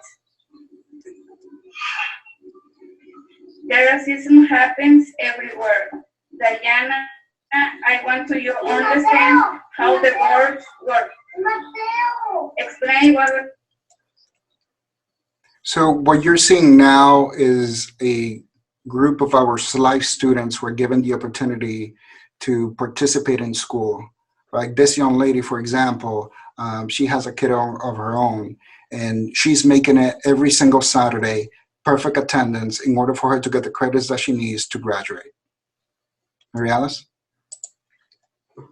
So in addition to that, we mentioned the campus student government and the PTO. Those have both been created and they meet regularly. They contribute feedback and suggestions. And then we also have developed an attendance flow chart. And Victor, if you put that back up, we can show people that. Basically, all the academies have support teams that meet regularly. They look at the attendance data and they determine where the needs are, and then they contact families and they work with the students on a regular basis. We also have monthly data inquiry cycles, and there are teams that work on attendance based on that data as well. For specific numbers around attendance, I think you can speak with Ms. Denise Snyder for that information, but this is just about the ongoing work that we're doing on a regular basis within the campus. And certainly this year is a little bit different due to the COVID situation, but we're continuously supporting students to get them into the classroom on a regular basis during this time. Thank you, Mary Alice. Mr. Kevin Dean. Good evening, everybody. It's great to be here. So I'm going to talk about two initiatives that are really strategic efforts that have begun in the recent past, about 4 years ago for our early college program, and a little more recently for our Pathways program. But they're really about ensuring that all LHS students upon graduation are college and career ready, and they have really strong plans as well as really strong connections to help those plans come to fruition. And so the first is the early college program. And so I think kind of the theme for our current work is really taking a grade 9 through 13 approach. That 13th grade approach is something that we just rolled out to seniors today, which is called our Early College Scholars Program. And so for any early college student who's a current senior, they'll have the opportunity to take a full year of tuition-free, transportation provided, technology provided classes at Northern Essex next year. The wonderful thing about that, for many reasons, is it provides a seamless bridge with robust LHS support. We've recently hired a staff member to help organize and provide that support, as well as providing a really nice pathway for our undocumented students that may not be eligible in some cases for federal financial aid. So as they stay as Lawrence High School students, they'll make significant headway towards an associate's degree in this Early College Scholars Program. So that's one kind of critical aspect of what we're doing. And on the sort of other side of things, thinking about a 9th grade, and so we're working with a cross-campus team of administrators and counselors and assistant principals and teachers to really be thoughtful about sort of pipeline building, so that every LHS student, when they enter campus and even prior to that, not only knows about the early college program, but is gaining sort of deep skills and opportunity building so that they're able to just go beyond awareness, but really be ready to succeed. Two other items about early college. One is we're increasing our numbers of rising juniors that we're hoping to enroll up to 100 for the fall. And also just want to take the opportunity, especially in regards to the Early College Scholars Program, to thank Northern Essex Community College, who have been an incredible partner in that, as well as the Smith Family Foundation that is providing sort of our year one funding as a bridge until we grow that. In terms of growth for the Early College Scholars Program, we are starting at 30 students next year, and then growing that by 15 each year to hopefully hit a cap of 75 and potentially more. In terms of the Pathways program, so we're very excited this year to be offering the first year of our Innovation Pathways, which is a state-designated program that provides students with a college and career preparatory experience over 3 years that includes AP classes or college credit classes, as well as robust work-based learning experiences in the fields of business and finance or health and social assistance. And so this year we have 50 students in each of those pathways. And again, we're expanding that up to 100 students in each pathway over the next couple of years. At the same time, we are continuing to build what we call sort of our in-house pathways, which also are based on regional and statewide labor market information, which basically means that students will have the opportunity to do similar to the innovation pathway, a 3-year sequence in a field of their choosing, be that criminal justice, public safety, leadership, engineering, STEM, and again, get that similar college and career preparation to help them really create a robust post-secondary plan with the requisite connections. Beyond that, we're also cultivating and hoping to fully enroll our GLTS After Dark program in partnership with Evoke, and excited in the direction that that's going, as well as our arts pathway. And so really the work this year has been kind of strengthening the arts program, ensuring that there's adequate seats for students, as well as ensuring that we have an arts pathway, as well as, and Victor is going to show a little bit of this, is ensuring we continue our tradition, be it remotely, of our arts showcase, so that students are really showing us how vibrant and celebratory our community is. Thank you, Kevin. Sure. So this is a short clip of some of the work that was produced by the arts team.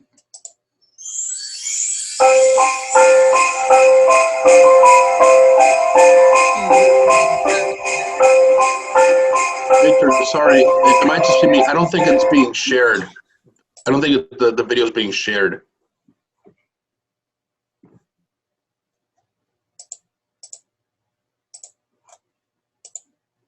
Give me 1 second.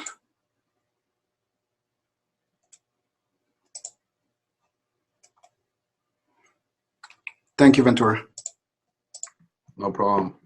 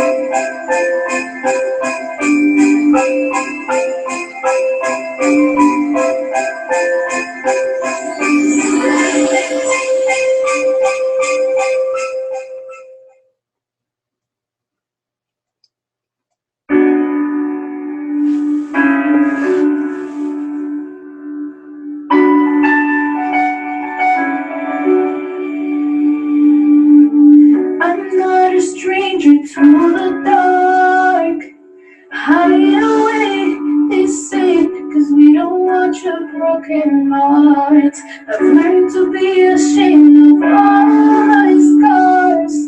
Run away, it's it. You love you as you are, but I won't let them break me down to dust. I know that there's a place for us, for we are glorious. With the sharpest words when it cut me down. Now I wanted to show you a bit of the work done by the art students.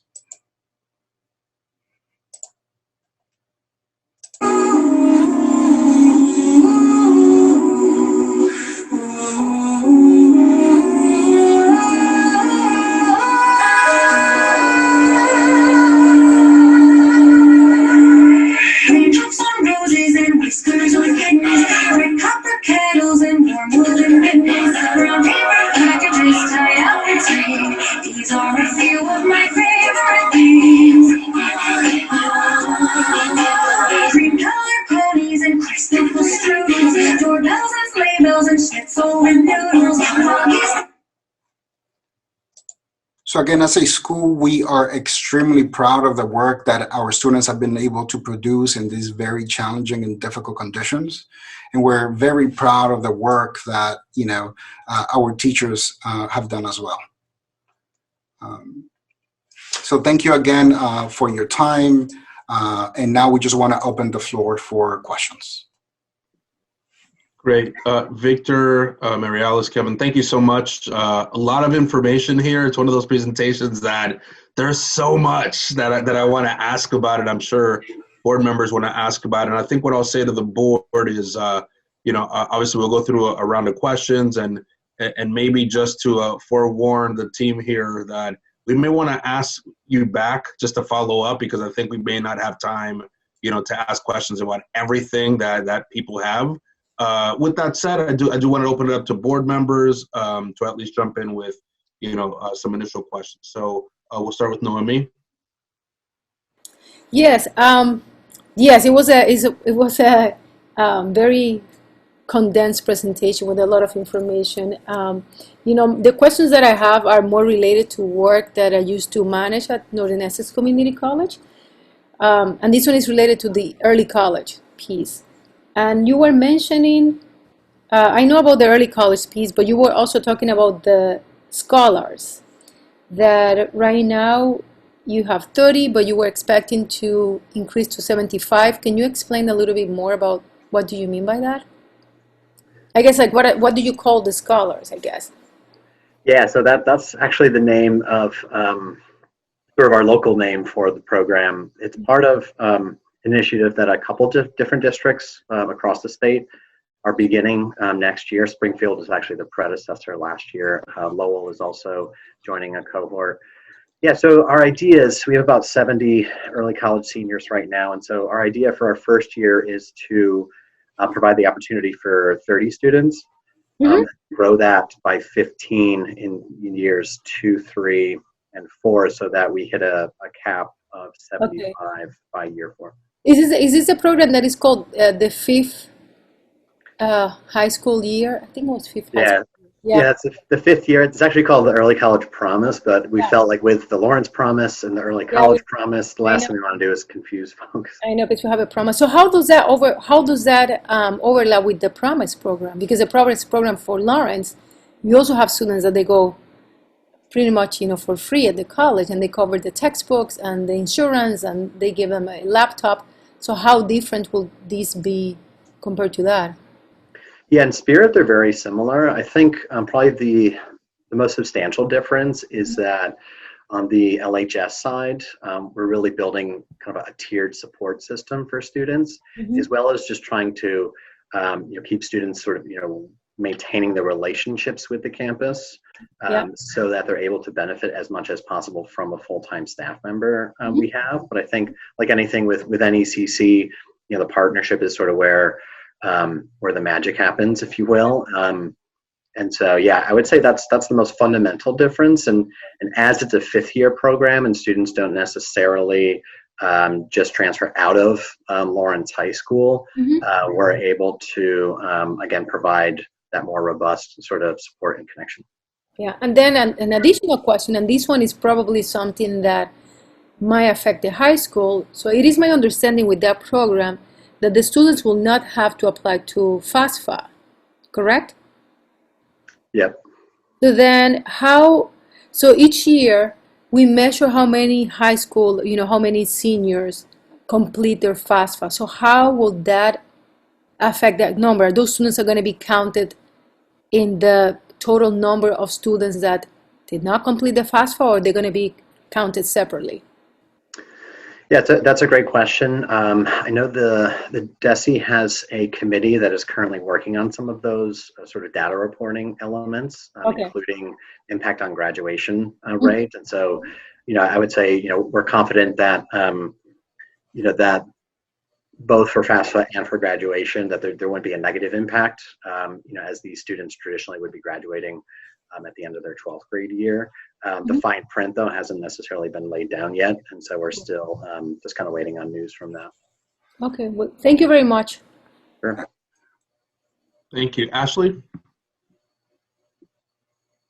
I have no questions. I think that all of those programs with the early college are so amazing. I'm part of the early college, and I think it's a great opportunity to earn all of those credits. And I think that all the work that's being done here to help students is great.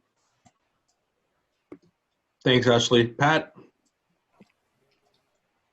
Yes, thank you. I've been writing copious notes here and wanting to ask a ton of questions, and I agree with you, Ventura. We probably need to have them back. But Victor, one question. When you came here and you started your, I'm going to say listening tour, because that's what the superintendent did when she got here. How did the accreditation report play into your findings?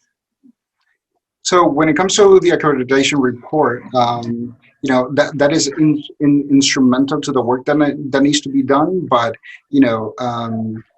I had to focus on the community, and I had to listen to the community as well, right? And so I had to put two and two together, right, in order for me to create a plan in which then we can, pretty much co-create and co-craft an agenda that is going to push the campus forward.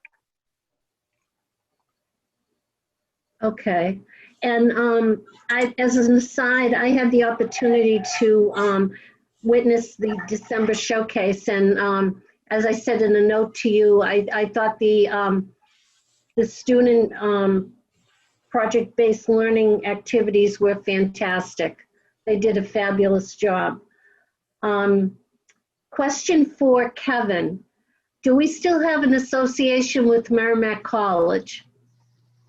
Absolutely, and apologies for failing to mention that. I don't know if anyone saw the article in the Globe over the weekend also, but one of our Merrimack alumni was mentioned as a glowing success story. So yes, that program is doing very well in its association with Abbott Lawrence Academy, and things are continuing with very high success rates, even in the age of COVID currently. How many students are involved in that program? Do you know offhand? I want to say 65 at 11th grade and another about 70 in 12th grade. I can get you those exact numbers. So. About 130 and 40 overall.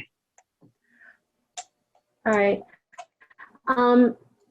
Attendance at the high school level has always been a concern of mine. And I'm pleased to hear what your plans are to improve attendance. What I was wondering, and I don't know if this is something that you can do, if you could take a cohort of students that are chronically absent, implement your strategies, and then come back with data as to how that worked with that cohort of students, and then maybe present that to us so we can see how successful you have been with this group of students that are chronically absent. Is that something you think you'd be able to do in the future? I mean, when it comes to our teams, that's the way, to be honest, that we're tackling our attendance issue. Right now, we do data cycles around attendance, and then we work on a series of different initiatives. What's complex about attendance is that it's truly linked to the needs and the realities of a lot of our families, right? When it comes to, my students, my kids, more than a third of them are pretty much the breadwinners at this point in time. And so, it's the question is not if our students are motivated to come to school. It's more of, they just have to, take care of their basic needs. And so what we have to think about is, in what ways can we support students fulfilling those needs, right? What kind of opportunities can we bring as a community, right, to ensure that they have that solid foundation and connect that to school? We have started a partnership with the city in which we have provided work study. The students who are in Saturday school, all of them have become participants of that, and that has been successful. And so, we're looking to pilot a mentor-mentee program provided by the district, and we're going to keep track of that data. So what we're doing that is a little bit different is we're really focusing on this deep need that the community has, right? A reality that Lawrence has been facing for years, right? And what we're saying is, all right, we're going to create these opportunities for students. We want to ensure that the supports are there when it comes to staff too. And then, right now we're looking into the results, and so far so good. It's working with those students who are involved in that initiative. So I'm very excited about that. Okay. And one question for Mary Alice. In one of the slides that you showed, you had a measurable goal of 10%. I believe that was with the MCAS. Could you just expand on that? Yeah, we currently have just adopted a task force for MCAS that's made up of lower school content leads, so staff members who are being placed in a leadership role, and that has just, the work there has just begun, and we're starting to meet to determine what the needs are for the students and developing some strategies that we're going to put in place and target our subgroups. Again, all of this is tied to the regular data inquiry cycles. We're training all of our staff in the data-wise inquiry cycle process.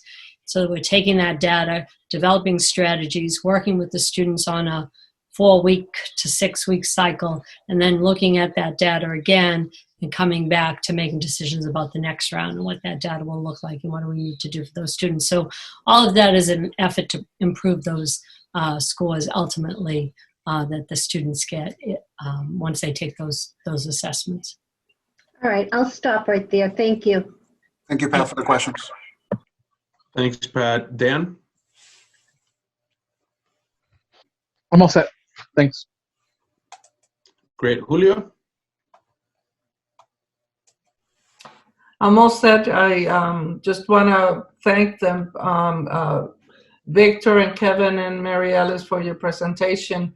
I think when it comes to art, Lawrence is filled with talented kids, and hopefully, you know, the administration as well as the city will continue to encourage and to provide all the support that is needed for these kids to continue to excel. Thank you so much.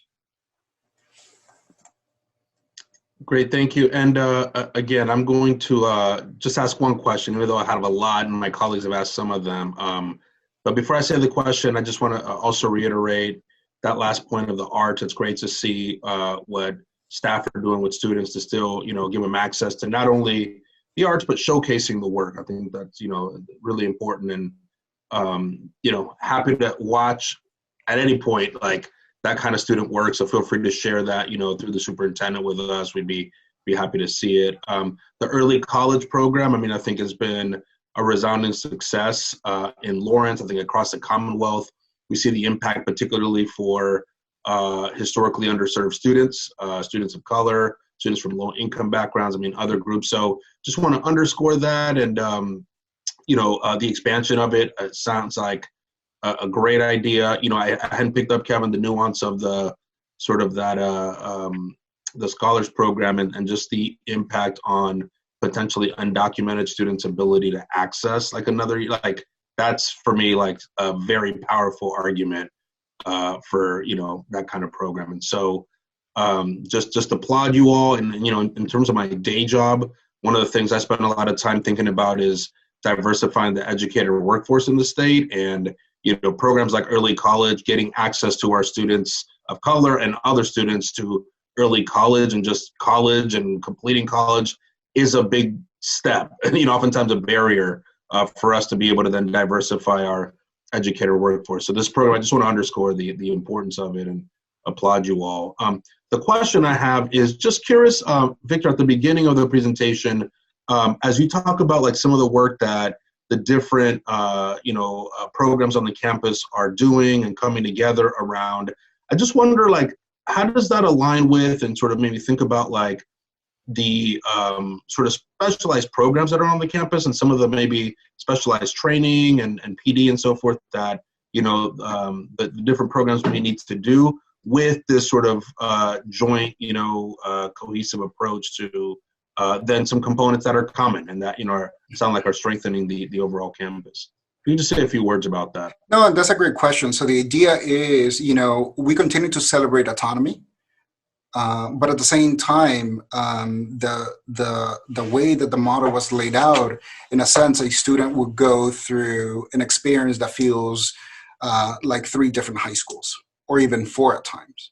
And so the idea is that, you know, we're creating common norms across the board. So when students transfer from one academy to the other, even though they have specialized programs, there is a sense of cohesion, right? Because then there are these shared values and beliefs from 9 through 12 and across just different programs, right? So that's the idea behind it. And so, when it comes to the high school, what we just want to make sure that we do is, particularly when it comes to our families, is that we're going to offer a series of different pathways of success. And we're going to show our kids, right, all the ways that they can reach success in their own way.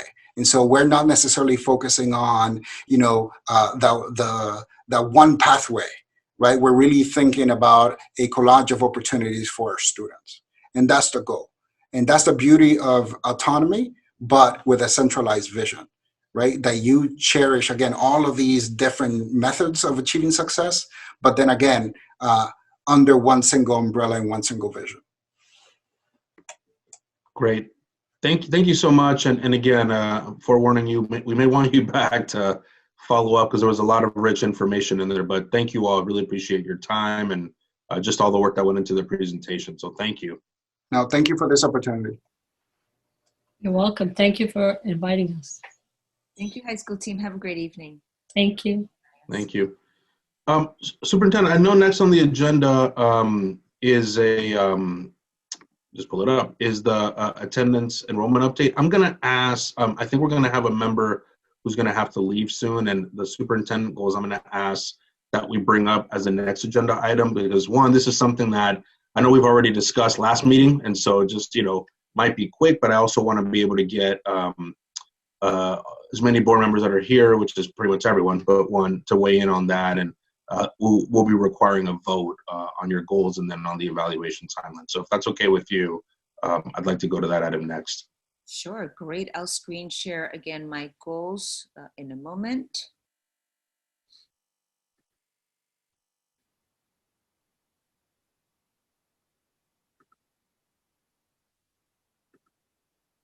Okay, so we did review these last time, and I will summarize them once again tonight. So the first one is around student achievement, and key action steps remain the same. The second one is around recruiting and retaining culturally responsive and highly effective teaching force. The third one is deepening the ways that we engage with our families and our students, and we've taken your feedback on here as well. And lastly is about my continued efforts to maintain a positive and transparent relationship with you all as board members. So in the key action steps, there's a few things that I incorporated with your feedback. I was also asked by board members to provide you with last year's goals. I hope that you were able to take a look at those, and I'm happy to answer any questions that you may have.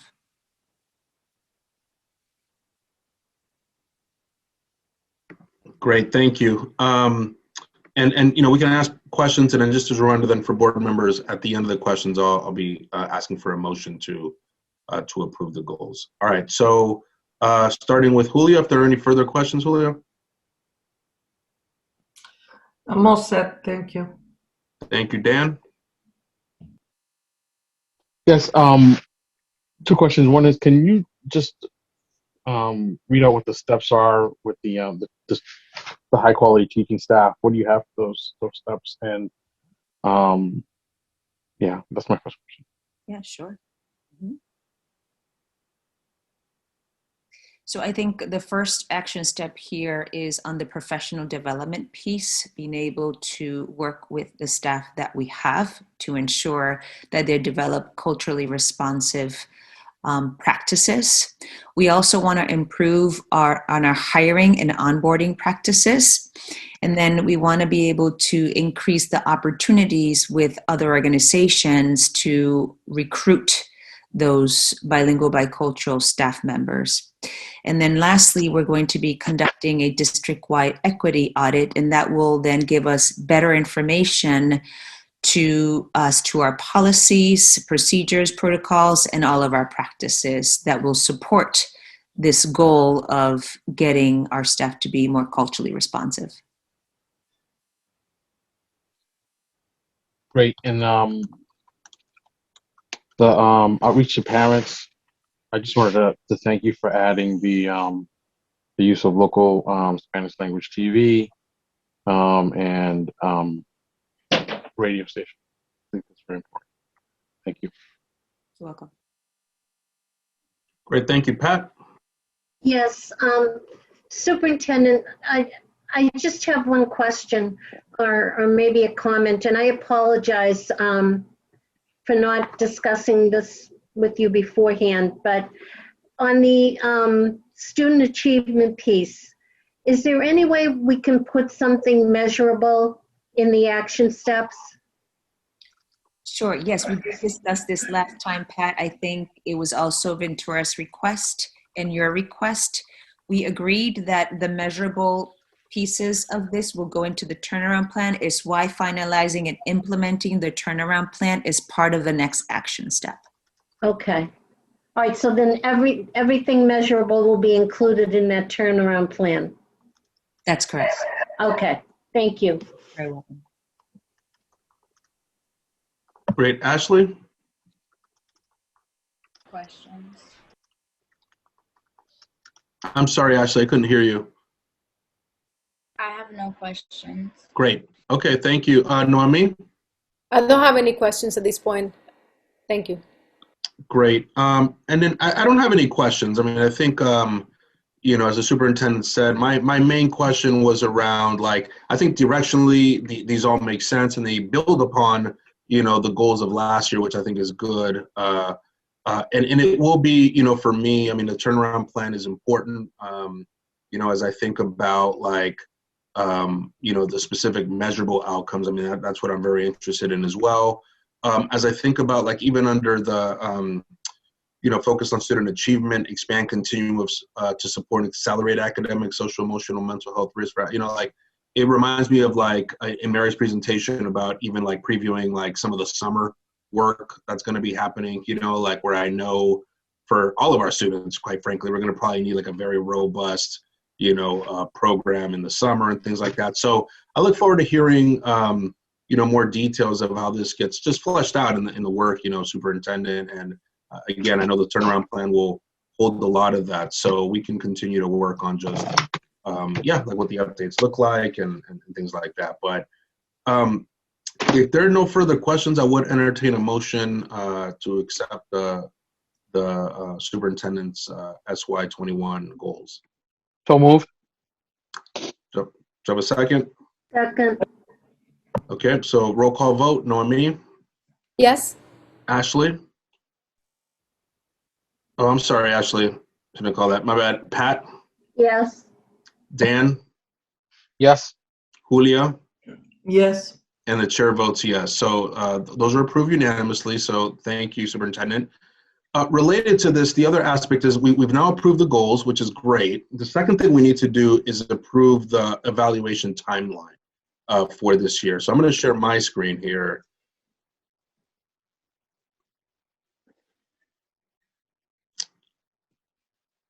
All right, hopefully you all can see that. All right, can I just get a thumbs up just for anyone? Can you see this? All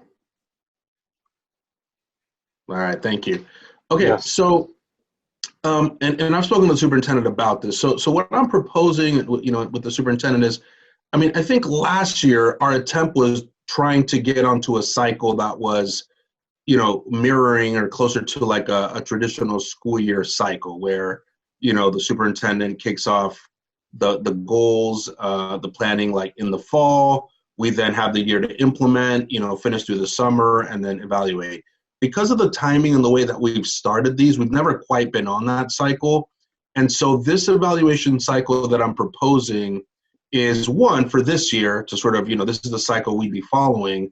But the bigger goal is to try to get us onto a, you know, a cycle that more closely matches a school year. And so, like I said, I've spoken to the superintendent about this, and we're in agreement with, you know, the general direction. So, you know, just to talk through the slide a little bit, you know, December, January is when the superintendent already started her self-assessment, creating her plan. She shared the plan with us, the goals at our last meeting in January. That's why there's a check there at the bottom, because that was done. And then at this meeting in February is where we're voting, and we just approved the goals. Implementation really starts now. Not I know the slide here says March implementation, but starts now. We'll continue through the rest of the summer. But it's saying that in May we would sort of pause and do a mid-cycle goals reviews, kind of check how are things going. We get an update from the superintendent, ask questions, and make adjustments as needed, and then implement through the remainder of the school year into the summer. And then we're looking to close out and do the summative really August. I put September just in case, but we're trying to really wrap it up again with the goal of aligning the next evaluation cycle to be a 12-month evaluation cycle that is much closer to the school year calendar. So that's where that's why I'm proposing this one for this evaluation cycle as a way to getting us to a more permanent 12-month evaluation cycle. So I'll just leave this up here for a second, and then happy to entertain questions before again asking for a vote on this. So let me see if there are questions first on this. I'm going to see if I remember the order alphabetically without looking at it because I can't share my screen. So Julia? I'm all set, thank you. All right, Dan?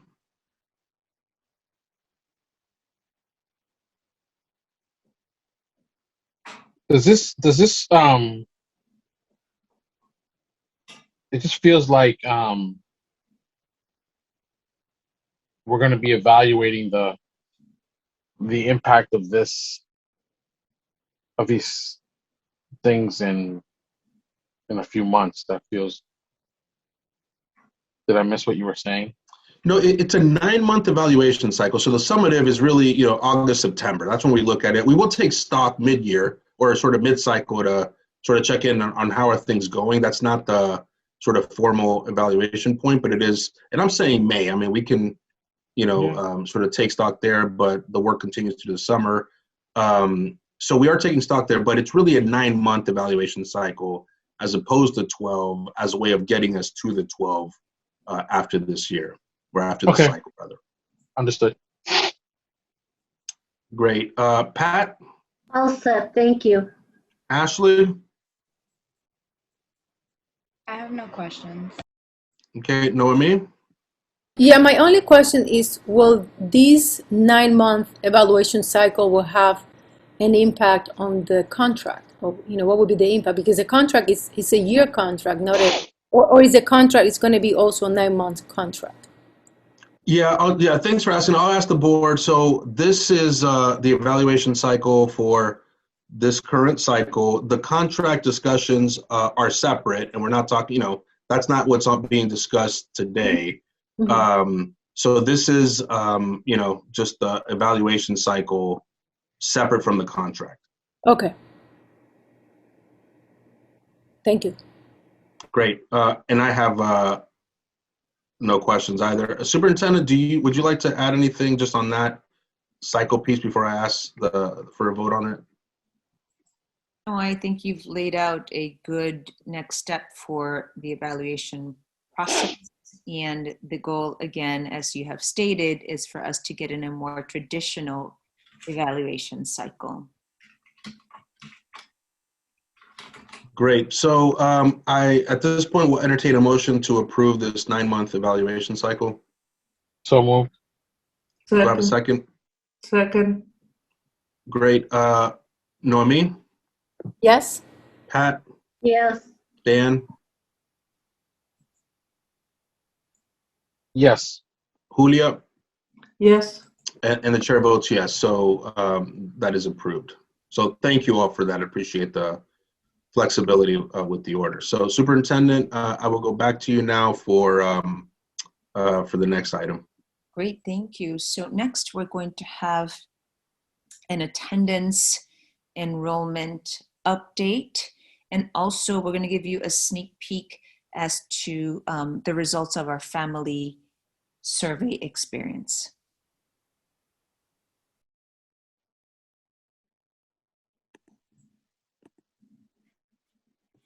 Hi, good evening. Let me bring up the slides. So it's good to be with you all again. I'm going to start with a quick enrollment update. I know we've talked about this a bunch of times, but we did have some lingering questions the last time we met, and I believe you were also interested in just keeping our eye on where we are with numbers each month. Last time we met, we talked, actually a couple times ago, we talked about the enrollment report for the October 1 SIMS. And that was back in October, and noted that, we were about 5% down from where we were a year ago. So last time I came to you and we talked about the fact that enrollment, we continue to enroll students, and we had at that time closed the gap a bit, and we had 13,079 students, and so that was a 3.5. We closed that gap down to 3.5. As of February 1st, our enrollment is now 13,141, and so that's now just a 2.2 from where we were back in October 2019. As always, we continue to have students transition in or transition out. Those numbers or the volume is slower given the pandemic. And we typically have a boost in January, again, with an influx from Dominican Republic, sometimes Puerto Rico. But that has come and gone, and is also was slower. That was, virtually non-existent this year given the pandemic. Moving along from this, the bigger question we had when we left off last time, though, was that we had identified back from this slide that, pre-K and K was down, and we all acknowledged that that was a pandemic-related issue with people choosing to keep children home or making other choices that were full day. But we were really looking at this 9th grade issue and saying, boy, that's a large gap. Where did our students go this year? So, I'm happy to come back, and I should add that I invited Liz Young to join us this evening in case we have additional questions. She's our enrollment manager. But we did some homework on our 9th grade, and I don't know if all of you remember, but last year I showed you a lot of slides that had diagonal arrows, and y'all hated them so much, and so we tried to get rid of them. And we don't need to show them very often, but occasionally we do need to show them because they tell a story. So what you see here, if you follow the pink boxes, the diagonal line all the way down, lo and behold, if we had presented the slides this way last time, all of this would have been uncovered. We have a small cohort. Every so often we have a low birth rate year. This was a low birth rate year. You can look to the left and you can look to the right. You can look all across actually, but I highlighted in blue the surrounding grades.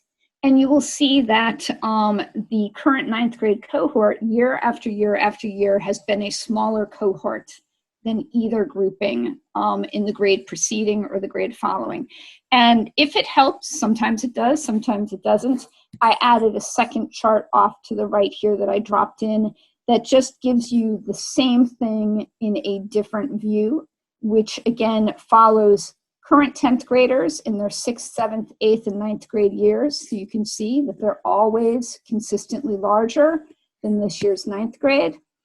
And you can see here, again, same thing for the current 8th grade, consistently larger each and every grade level that they've been through.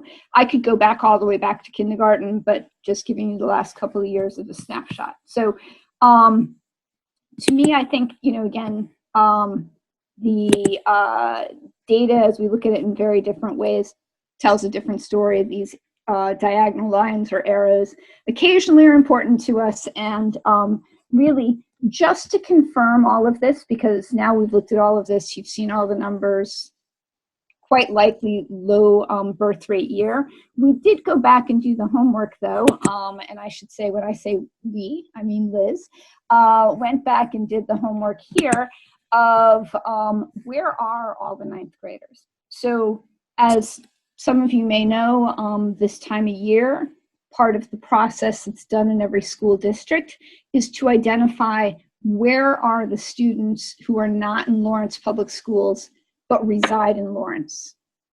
So this is where our 9th graders are this year and where they were last year. And you can see, I'm sorry, I should have put this in presentation mode for you so you can really see.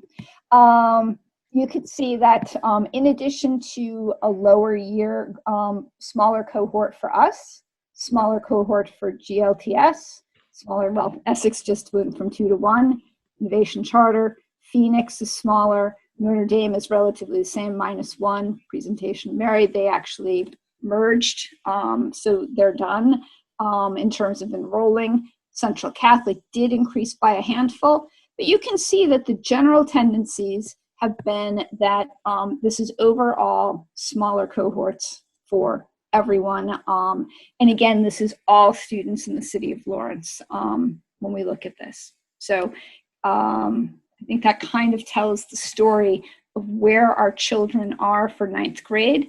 They're not really missing. They didn't go anywhere. They just haven't been with us. It's a smaller birth rate year. So that was it on that one. And I can quickly jump over to attendance, or I can stop and take questions here. Denise, why don't, if you don't mind, Superintendent, sorry, why don't you do the attendance, and that way we can take questions all together. Yep, absolutely. Give me 1 second to switch out to that PowerPoint. And great. So we can look at attendance. And again, we've been giving regular monthly updates, and I'm going to show you where we are now with attendance and the work that we've been doing. And last time you asked for more information by grade about our chronically absent students. So there's some more information that we're going to be able to share this evening. So quick look at where we are with attendance. Again, same slide we've been using. 2020-21 is the top line, 2019-20 is the next line. That is the percentage of attendance. And in the red on the bottom shows you the difference in attendance. So we have been getting better every month with the exception of December. And we talked about that in December, that, you know, we do have a lot of students, even remotely, who, you know, take an extended vacation in December. And I think that that is what showed up in December, but just to be sure, we've come back in January and look at January's numbers. They are again back with November, even a little bit better. So we are continuing to do the work. It's important work. We hope we're going to continue to be able to close that gap, and you're going to see that in coming months, and happy to keep coming back with that. But I do want to shift to the chronic absenteeism. We've called this a lot of different things at various meetings. Chronic absenteeism, though, I want to take a moment and define it. So chronic absenteeism is defined as a student missing 10% or more of enrolled days. Now, to make that come to life for you, let me say that if a student is enrolled every day, they start on September 16th, our first day of school, and they go through January 31st, the student should have been in school 84 days. So missing 8 days, or 8.4 days, but 8 days would make them chronically absent. They don't have to be 8 days in a row. They can be any 8 days at all. So if a student is in school for a full school year, you know, that's 18 days. That's basically 2 days a month. They're chronically absent. It might be in a big string. It might be 2 days off. It might be 2 mental health days a month. Could put them into chronic absenteeism. So I wanted to give you that definition as we talk about what chronic absenteeism is.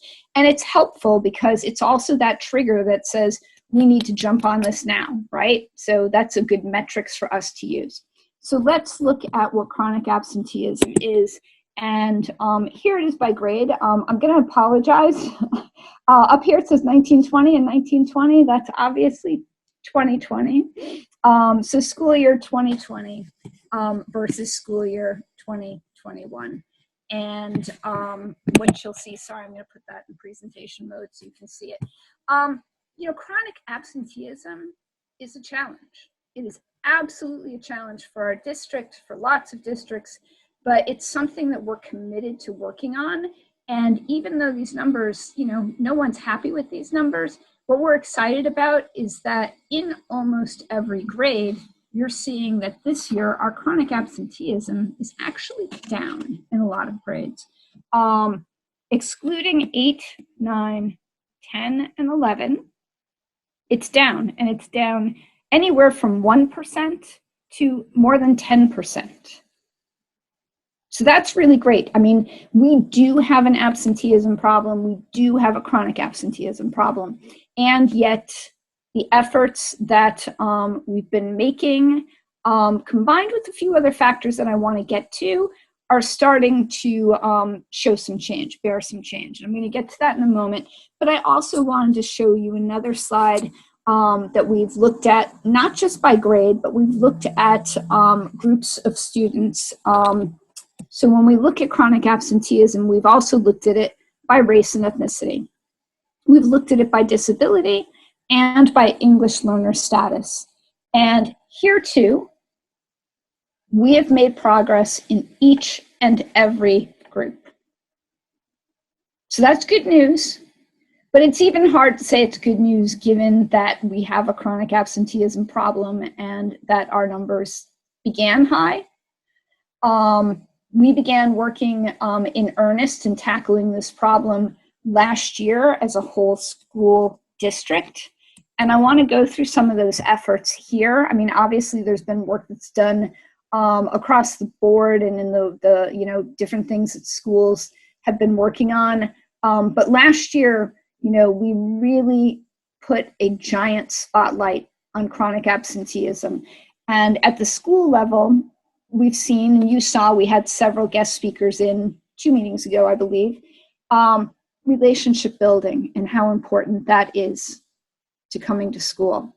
More frequent communication, both with the students and with the families, and that goes hand in hand with deeper partnership, right? Partnership with parents and with caregivers and with other community agencies who are maybe working with the student, so that we can ID what the barriers are and address them. It doesn't help to say, oh, we'll do better. It's, what is blocking a student from coming to school and how do we overcome that? Support strategies, that goes into the same idea. Support strategies with attendance teams, attendance plans for students. In our remote environment, it's meant home delivery of materials and supplies, especially if, learning through technology is not working for some of our kids, then getting them other materials, alternative methods for learning, and of course, providing technology support. At the district level, a couple of things that are worth mentioning include the fact that last year, we really took a hard look at our school year calendar and our attendance data. We have a huge increase in absenteeism on half days. So we have to go back and we have to figure out how we minimize half days. So we did a lot of that work this year. Those dates, again, rolled over this year. There are very few half days in our calendar. The Two Voice Council, so that's our collaborative council of parents, students, educators, community partners. We brought this issue to them year before last and started working on strategies together, primarily around an awareness campaign. And we talked to the students, we talked to the parents, we talked to the educators and said, what are those barriers? And people talked about everything from cold weather to jobs to wanting and needing to be more engaged in the curriculum to come to school. And so we began that campaign. We began it again last year, hit a pandemic. Additional strategies included that, the superintendent has been hosting the virtual coffees. So a lot of those topics get covered in those sessions with families, and the commitments that we're making and that we hope we can make with them. And then also just to reflect on what Victor said earlier around programs like work study. How are we addressing students who, really feel that, the need to be earning money, and yet, we want to make sure that they're getting their high school diploma. So those are some of the school and district responses. And I want to add, this is a reality. This is not a win in any way, but it is a reality. I talked about the fact that at the Tubos Council last year, students and parents said sometimes we lead with our hearts and not our heads. And if it's cold and it's rainy or it's snowy, and I've got a little, baby at home, or I've got some, bringing my child out to school, it's just easier to keep them home. That is a reality. And it's something that we're working against and have to keep working. But that is only to say that that is like this teeny tiny silver lining in the remote learning, which has been so challenging for so many people. It has also allowed some kids to log into class and not have to, even think about skipping school because it's snowing out or it's cold out or the sidewalks are messy, right? So that doesn't make it good. It makes it just a reality that we have to think about, is that part of why our chronic absenteeism is better in addition to the other elements and the other things we're working on. So I just wanted to be very transparent about our data and our outreach and what we've heard about that. And that's it for those two. So I can take questions if you'd like. Great, thank you. Trying to keep the order. I think I'm at Noemi. I'm going down now, right, with the alphabet. Okay, so Noemi, any questions? I don't have any question at this point, but thank you, Denise, for the thorough presentation. Thank you. Thank you. Ashley? I don't have any questions. Thank you. Pat? Denise, thank you very, very much. It was interesting to see about the 9th graders, the 8th into 9th grade. I appreciate that. I have no questions at this time. Thank you. Great. Dan's no longer here at the meeting. Julia? I'm all set. Thank you, Denise. Thank you. And yeah, I mean, I think first of all, I really appreciate the information. Super helpful to see it this way. I don't know if it's so much questions as maybe comments. And I think, I agree with you, Denise, in trying to find silver linings, but really like learnings, that we can just tap into. And I think that if we're seeing some evidence that, providing the virtual access, if we think that's partly what's leading to, what are slightly lower figures in chronic absenteeism, I'll still take that though for future years too. Like, you know what I mean? Like if it's really a barrier and it's something that we're having some success with this year, agree with you that like, how do we learn and leverage that kind of thing moving forward? So in the future that, if a kid, the choice is missing or, signing on virtually for some kids, like, I think that's, I just really want to underscore that point. I know we're not, unique only to Lawrence. I know this is an issue in other communities across the Commonwealth too, but just, just a moment to still say that like, 22% of our students are chronically absent. Like that's, that's high. And when we look at some of the grade levels, and, as you pointed out, the pre-K but really some of these like grade 10, grade 11, where it's 45, 40. I mean, again, just underscoring that I agree with you. Like those figures are alarming, and it's not just Lawrence. Again, I know this is an issue in many places, but just the work that you all are doing, I think it just underscores how critical it is, because there is some progress, and we'll take any progress. You know what I mean? Like absolutely. But it's still like sobering, from what you've shown. And the data on the attendance, sorry, I guess earlier on in the presentation, looking at the numbers and the variance is different, or it's getting smaller, which again is good news. Like it's good news to see that in January that variance is getting lower. And I guess I would charge we haven't broken 90% yet this year, and I would charge all the schools, the staff, but I would charge our families, like all, what can we all do? Let's break 90% this month. I mean, that's the goal. Let's start there, and then keep pushing. But obviously, we got to celebrate progress and just keep pushing, because we all agree that, some of this data is still very troublesome. And so appreciate all the efforts. And again, anything we can do to support you all, in any way, we're happy to do that. But I really appreciate the update, super clear data to see the trends. And again, it is, we'll take a little bit, the little wins all matter. That's how we're going to get there. So thank you so much. Yeah, absolutely. Before we move on, I see Ashley has a question. I was just wondering about the half days. You said that reducing the amount of half days, how would that help with attendance, and how would having just a full school day help reduce the number of people that are not coming to school in general? That's an excellent question, Ashley. And when you say it like that, you're like, you'd think it'd be the other way around. I'll come to school. It's only half a day. But it's not. There is a lot of, Mom, I don't have to go to school. We're not going to do anything today. It's just a half a day. It's a half a day. They're probably just going to show movies. Mom, I don't need to go. There's a lot of bargaining. And especially if that half day falls close to a weekend, there's even more bargaining to just get a long weekend, right? And that's what our data is showing us. There's just this huge increase in absenteeism on half days, particularly when they're attached next to a weekend.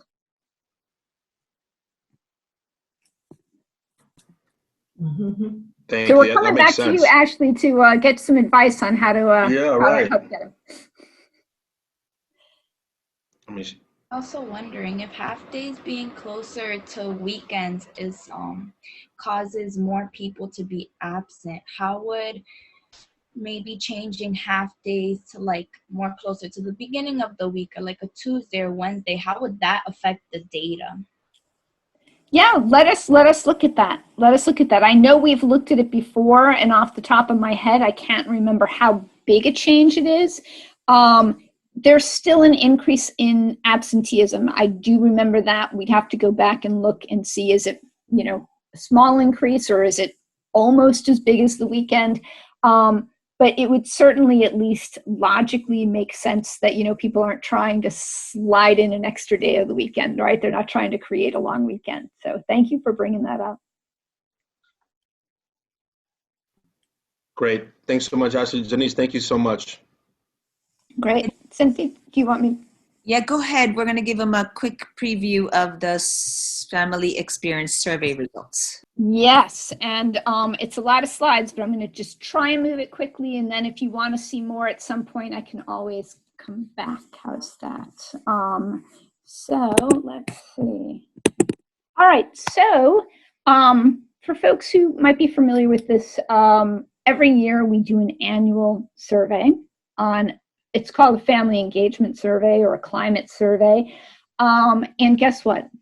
The word survey has no appeal to anyone. In fact, I believe Julia brought this up in one other meeting, that, our families really appeal to the word questionnaire. So you will see that this year it's a family experience questionnaire. And I say that because changing the name, making the survey shorter, doing some different outreach strategies have moved us. If you remember last year, we could not use this data for anything really important. In fact, we talked about SOA money and we talked about all these other things, and we couldn't use this data because we only had about a 9% return. So I'm happy to say that this year we had a 36% response rate across the district. So you may be thinking, yeah, 36%. Try doing a survey. Anything over 25% makes it statistically valid, and you don't get 80, 90, 100% in surveys. You don't. So 36% is a huge growth. We're very excited about it. Next year we'll go for 40. But I want to move on and show you what this means for what, who responded and what they had to say.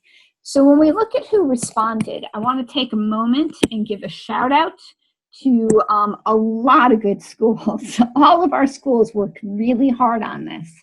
And as you can see on the left-hand column, we had 4 schools who were over 60% in their response rate. One who was 71%. Another 5 schools were above 50, another 6 above 40, another 7 above 30%. And finally, 6 who were in the 23 to 29%. And while I'm talking about 25, 23 was pretty darn close. So I tossed them into the mix here. I mean, almost every school met that measurement, which was just phenomenal. Why it's phenomenal is that, you can do something with good data.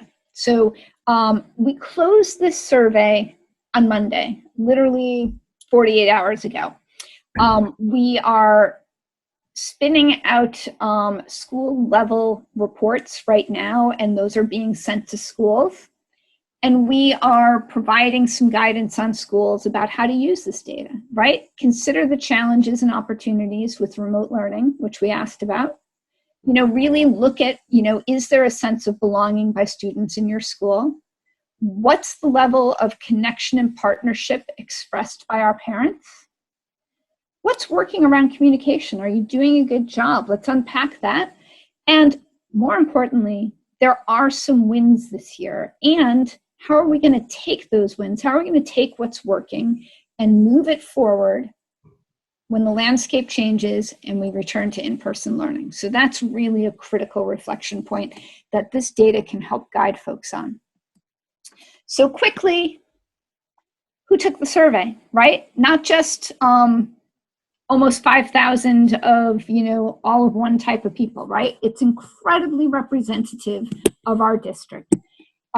Family's first language, 60% of respondents said Spanish was their first language. Students who have IEPs, 21% of respondents.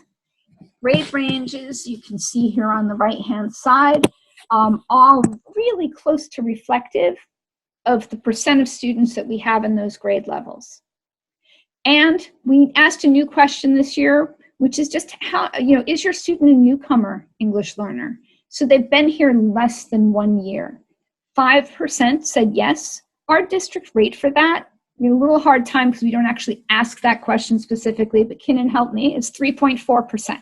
So again, a representative sample of even our newcomer families who've been here less than a year. So really excited that this word got out really evenly, proportionately across the district, and we heard from lots of different folks. So what did we learn? Again, district level data, the real learnings are going to be in unpacking school level. But it's still exciting to take a quick look at what we had here. So the first questions we asked were around remote learning.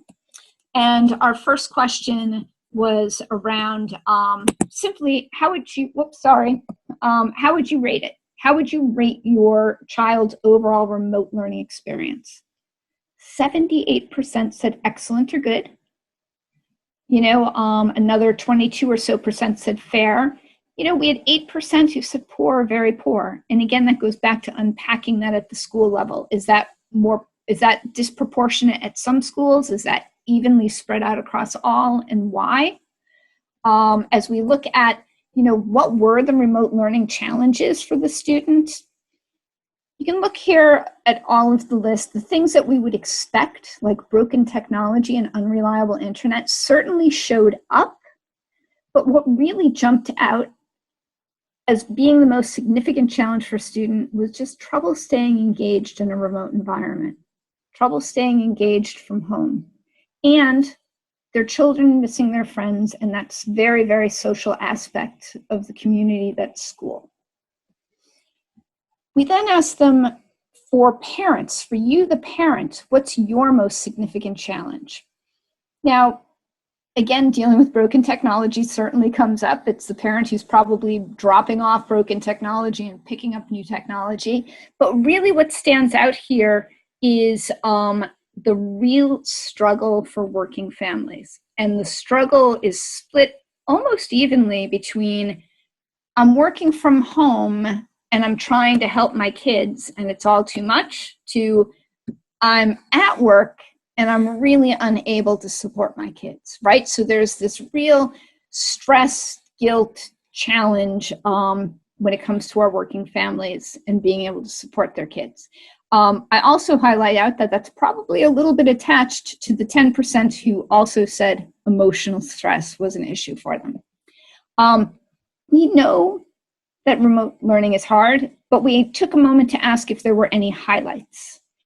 In highlights, almost half of the respondents, almost half of 5,000 people, said that they've learned how to access new technology, right? That might have been, you know, what is it? The mother is the invention of necessity. Necessity is the invention of, oh, you know what I'm trying to say. That they had to learn it, but they're no longer looking at as a deficit, but an asset. A highlight was they learned how to access the technology. Followed, interestingly, by some larger numbers on using the parent portal, right? Exposure to parent portal and what that means for checking grades and connecting with educators, as well as learning about new resources and programs available in the city of Lawrence, right? So really, really some good information there about the highlights. And when I talked about earlier, what's the good stuff that we need to keep when we return to in-person? So we asked respondents, how would you rate communication with your child's school this fall? 80% said excellent or good. Another 15% said fair. And we also asked them, how did that communication change from last year? And look at that. 55% said it had improved. And 30% said it's about the same. About the same can be a good thing or it can be a bad thing. It could be like, oh, it's about the same. Or it could be like, my school is excellent at communicating and no, you know, it's about the same. So literally 5% said worse than last year. Sense of culture and belonging was the next category that we asked questions about. So the idea of whether or not a child likes to participate in school is really attached to the idea of a sense of belonging. So do you believe that your child likes to participate? 83% agreed or strongly agreed. 8% disagreed or strongly disagreed. We had another 8% who were really unsure. I talked to my team about the unsure piece. You know, until we unpack school level data, we won't know for sure. But it also might just be that, you know, we're talking about older students where a family might not be able to respond on behalf of their child. But 83% was an excellent finding. And again, that 8%, that's really important, but that's going to come out as we look at school by school data. Another point of belonging is if a child has at least one trusted adult to turn to. 72% agreed or strongly agreed with, again, that same point I made just a slide ago, almost 20% saying, I'm not really sure. And we asked them, do they have at least one person that they can go to? 85% agreed or strongly agreed with that, which was, you know, wonderful. And again, I'm not discounting that we still have to unpack, like, why are others saying that they don't agree with that or that they're not sure? We also asked at my child's school if they can be involved in decision-making that affects their children. 82% agreed or strongly agreed. 6.5% disagreed or strongly disagreed. So we feel like that's movement in a great direction. And again, I've said it before, but unpacking school level data is really going to open up some of the other, expose us to some of the other disagreement. Excuse me. At my child's school, teachers and staff work to build positive relationships. I love this one. I'm a family engagement gal. I love this one. 90% agree or strongly agree. So yay. And that, you know, just feels really good. Again, district heading in the right direction. And then we asked families, hold on, my slide needs to move. And it's stuck. Bear with me one moment, folks, while I figure out what's going on. I'm going to stop sharing for a second to see if I can move the slides. Okay, and I'm back. I'm sorry about that. We asked them if staff at their school reflected the language and ethnicities of the families attending, and 86% agreed or strongly agreed. I need to pause on this just quickly. Again, this is day-old data, but we know that our staff, in many, many cases, do not reflect the languages or ethnicities of the families they serve. But what's interesting here is while we have an HR issue, perception-wise, the families who are communicating with their schools, and let's go back to that idea that they have at least one person that they can talk to, the people they talk to, they feel like a representative. So it is really good that those connections are being made and that there is this feeling, and we still are working on diversifying our workforce, right? We can't take this slide and say, oh, look, we don't need to do that anymore. We do. This slide really gets to the perception of feeling like that staff, are able to speak the languages, are of similar ethnicities. So I just have a couple more slides. I might have no more because it really doesn't want to do this for me. So yes, we had a couple more questions on family engagement. Does the school provide families with flexible schedules, meaning, evening events, morning events, afternoon events? 88% said yes, they do. And we're seeing that. I just saw that with our return to high need students. Every school held an information session for families coming back, but they didn't just hold an information session. Many of them held 2 sessions. Many of them held individual virtual tours. One of them held a Saturday session. Others held morning and evening sessions. So we're seeing that people are understanding that you are meeting families where they are.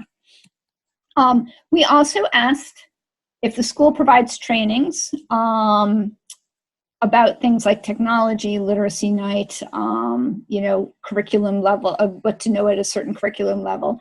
73% agreed or strongly agreed. This slide feels to me like we have more work to do here to really look at what families want and need and how we can provide that. So this one sort of jumped out at me as, it wasn't back up in those high 80s or low 90%. This is something that we really need to look at across the district and at school level, at each school level. And so we went a little deeper and we asked them if we could offer more trainings, what areas. Some of the ones that jumped out: curriculum and expectations, English as a second language, student self-care and wellness. A bunch of people said, no thanks, we're all set. But then we asked them a separate question from training, which was opportunities. So not necessarily, learning to do something. And people came back with, they still wanted to know more about wellness for their students. Social networking. People want to build networks with their peers in their community. Even virtual game nights showed up, at a healthy 10%. But something else that jumped off at us, and we can do something about this, is that there are a lot of people who are looking for information on, household budgeting, first-time homeowner, high school equivalency, job training options. And we have the Lawrence Working Families Initiative. And it's 5 or 6 years old now, and we've been getting it out to schools. But this to me says we have to double down on that. We have a real opportunity because we have what they need. We just need to make those connections better. And then lastly, we asked them how they heard about the survey, because we had a huge, we didn't have at the time, we hoped we'd have a huge increase. And here you'll see that their child's school is primarily how they heard about it. Almost 80% of families said that. I was surprised by lower numbers on Facebook, but also the website. And then under other could actually be an extension of my child's school, because primarily it was dojo, email from the teacher, text from the teacher, note from my child, blah, blah, blah. And so the strategy, one of the strategies, and I'm going to stop sharing it here. One of the strategies we used this year instead of incentives like pencils and pizza or ice cream for the kids, is we offered incentives for the family. We offered a $200 market basket gift card if they wanted to leave a first name and an email or phone number, because we wanted to respect their and I can never say anonymousness. Anyway, so we had that. We did some social media competitions, but mostly we went to the schools and had them identify a survey captain. And that survey captain seemed to be magic for us. And so that is a strategy we will continue with. So that's the quick, not so quick sneak preview. And again, if you have questions, I'm really excited to answer them because we were pretty excited about this stuff. Great, thank you. We got a bonus presentation tonight, which is awesome. But that's great data. Thank you for sharing it so hot off the press. As you all are just digging through it. So let me start. See if there are any questions from board members about this portion. Julia. No, I'm all set. Great presentation, Denise. Thank you. Thanks for sharing that. And you have every right to be excited. Thank you. Thank you. Definitely. Pat? Yes, Denise, great presentation. Thank you. I think that's a lot of data that could carry us for a few years down the road as we plan the family engagement and how the schools deal with families. So thank you for doing that. Sure thing. Great. Ashley? Great. Noemi? Yes, Denise, thank you for the presentation. And I only have one question. And as you know, since we started the Lawrence Alliance of Education a couple of years back, one of the questions have always been, how do we increase engagement with families? And finally, we're seeing like really big changes. What did you do differently this time that is more effective than any other time that we have seen data related to family engagement? Couple of quick things. One is really going to, the idea of identifying survey captains in each school, and we offered them a small gift card to do that. But it really was impactful. They owned it, right? So it wasn't the principal who had a million things going on. There was a point person who really owned it. Second, we did change the format. We renamed it to something that, you're asking for my experience. Family engagement, what's engagement? My experience? Yeah, I'll tell you about my experience, right? We shortened the survey because last year we noticed people started it and didn't finish it. So we did shorten it. And then finally, I want to say that I think it's almost like a circle, which came first, the chicken or the egg, is that we've done a lot more communicating with families this year because of remote learning.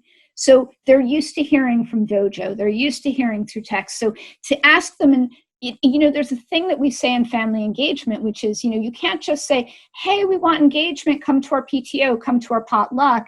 We want engagement. Engagement is partner with me about what your child needs to succeed. And once you've done that, I ask you to fill out a survey. Of course I'll fill out your survey. You know what I mean? There's a sense of loyalty and connection once you've made the relationship. So, you can look at it as a circle almost. That is awesome. And your smile, is a reflection of a great job. So congratulations. And I'm looking forward to continue seeing similar data in the future. Yeah, Noemi, I think if you're referring to what has not only just increased the participation in the survey, but the experience with the family, it's really all the work that the teachers and school leaders have done to gain the family's trust and confidence during this pandemic. They have built much stronger bonds, and repeatedly when I speak to teachers and school leaders, they are so impressed with the efforts that families have made to maintain the engagement, communication, and partnership with each other. It is fantastic, and again, this is the type of work that we have always been asking, and it's unfortunate that it took a pandemic episode for some of that to come together, many of those pieces, and being where we are right now. But I'm looking forward that this is the type of work that even after we're back to quote unquote normal, will continue, because you guys are learning every time you do another survey. You continue relearning new strategies and new ways to do this work. So congratulations, guys. Great, yeah, and again, just the learning to be able to, just a massive improvement in participation. I think just to underscore that, that's great. Love the strategies you used, and again, I'm going to be the voice of like keeping to push us. I love the higher turnout, and this data is going to be very rich, and just urge you to continue building on that and say, how do we get to 50, then 75, and competition helps sometimes. At least when I was running a school, and having survey data was actually part of our accountability in New York City. Like that competition and that sort of force, like who can get more response helps. So just as you're expanding your toolkit there, I would offer that. But great job. I mean, I really look forward both to looking at the data, but more importantly, to see how you all, sort of unpack the data, and both at the school level, district level. I'm really excited that you have this rich data set. So just thank you. Appreciate the presentation. Pleasure. Great, thank you so much, Denise. And up next, we're going to have Chris Markins share with us and introduce to you all our use of social media policy.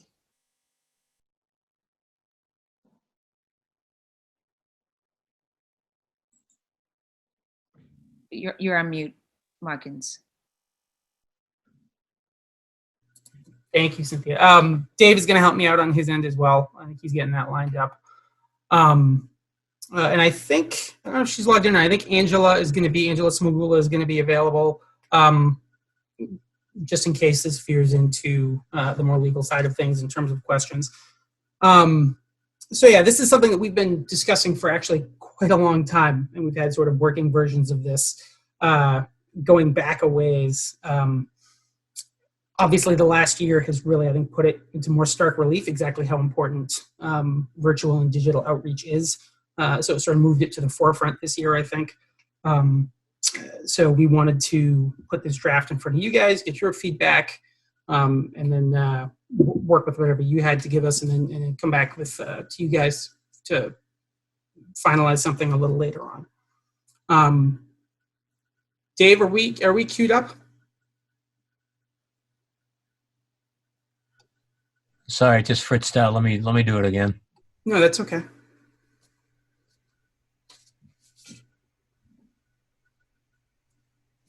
We'll try to keep this efficient. I know it's been a long night for you guys. Here we go. There we go. So I do want to outline really quickly too that policies can obviously they can seem a little dire. They can sometimes the wording can be very formal. This is definitely about not about putting up roadblocks. This is hopefully about giving folks some clear guidelines that actually encourage them to dip their toes in these waters a little bit more, because they feel a little bit safer and they feel like they know exactly where they need to be. So that said, let's go over a few quick things that it does and doesn't do. Obviously, the most important thing to do is define what social media is and how we view it as a district. Primarily, that comes down to two things. Our goal is to share. Our students, our staff, our schools, they do a lot of incredible things, and you want to try and get those things out there in as many different ways as you can. The second thing is obviously engagement. Social media doesn't go, for us at least, doesn't go too much into a two-way experience, but it is there, and it does give them another way to connect with us when they want to. So then it gives staff pretty clear guidance and expectations for two different kinds of social media use, right? The two that come to mind are anything related to LPS, and really what that means is representation. If anything basically that is representing a school program, a school, athletic team, anything like that is going to be LPS affiliated. The other big one, of course, personal social media use. And the only areas that this policy really goes into is in the context of their role as an educator, and how those two overlap sometimes. It gives them a little bit of guidance in that area. And then finally, this is something that I'm kind of excited about. I think we committed to, on our end as a district, providing, connecting with them basically every year, every single school, every single year, giving them a little bit of training and letting them know that there's support there for their staff. It does not get into really micromanaging in any way, either their participation, how they participate, and specifically the content that they choose to post. Social media is a medium that rewards and invites some personality, some individuality, some self-expression. You definitely want to leave schools and coaches and program partners, you want to leave them space to do that. So, you know, we tried not to veer too far into basically handle. Go ahead, Dave. So again, this sort of breaks down into 3 sections. The first one is the work-related piece. Summarizes pretty straightforward. If you're really representing anything related to LPS in any way, you're an LPS-affiliated social media account, and that comes with certain expectations.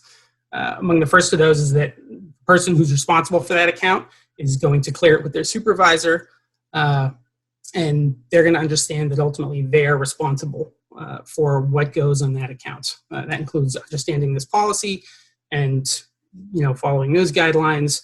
And in the case that they share that account in any way, at the end of the day, the person who is the social media manager is the person who's going to be responsible for what's in there. That also includes not registering, maybe that's not the right word, but connecting with LPS media, sharing with them that you've launched an account, and allowing us to basically, frankly, do a better job than we've been able to do so far of knowing exactly what's out there for LPS-related accounts. And that does 2 things. A, it allows us to follow our own accounts as a district and share that stuff. And secondarily, it allows us to know what's out there. And in the world of social media, that gets really hard. You end up sometimes with a lot of either sometimes redundant accounts or what we call dead accounts from somebody has started an account and then either moved on, or a program that's no longer in place.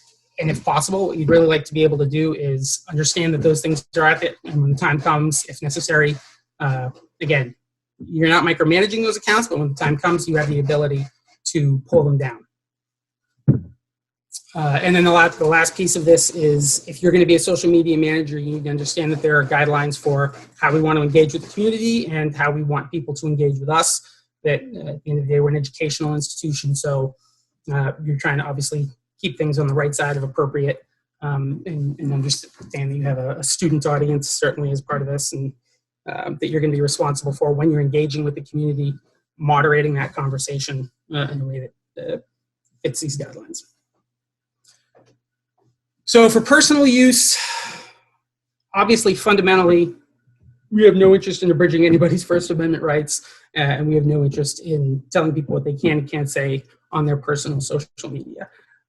Really the big one, the first one, comes under what I would call the views my own section. If you are familiar with Twitter, you'll see a lot of Twitter accounts where somebody states at the top, views my own as part of their profile. And that's really what we're talking about here, is you want people to be super clear when they're engaging on their personal social media, especially when it overlaps into an educational area or an area specific to LPS or their school, that nobody could misconstrue what you're saying as representing the district or the school or the program, you know, that you're speaking only for yourself.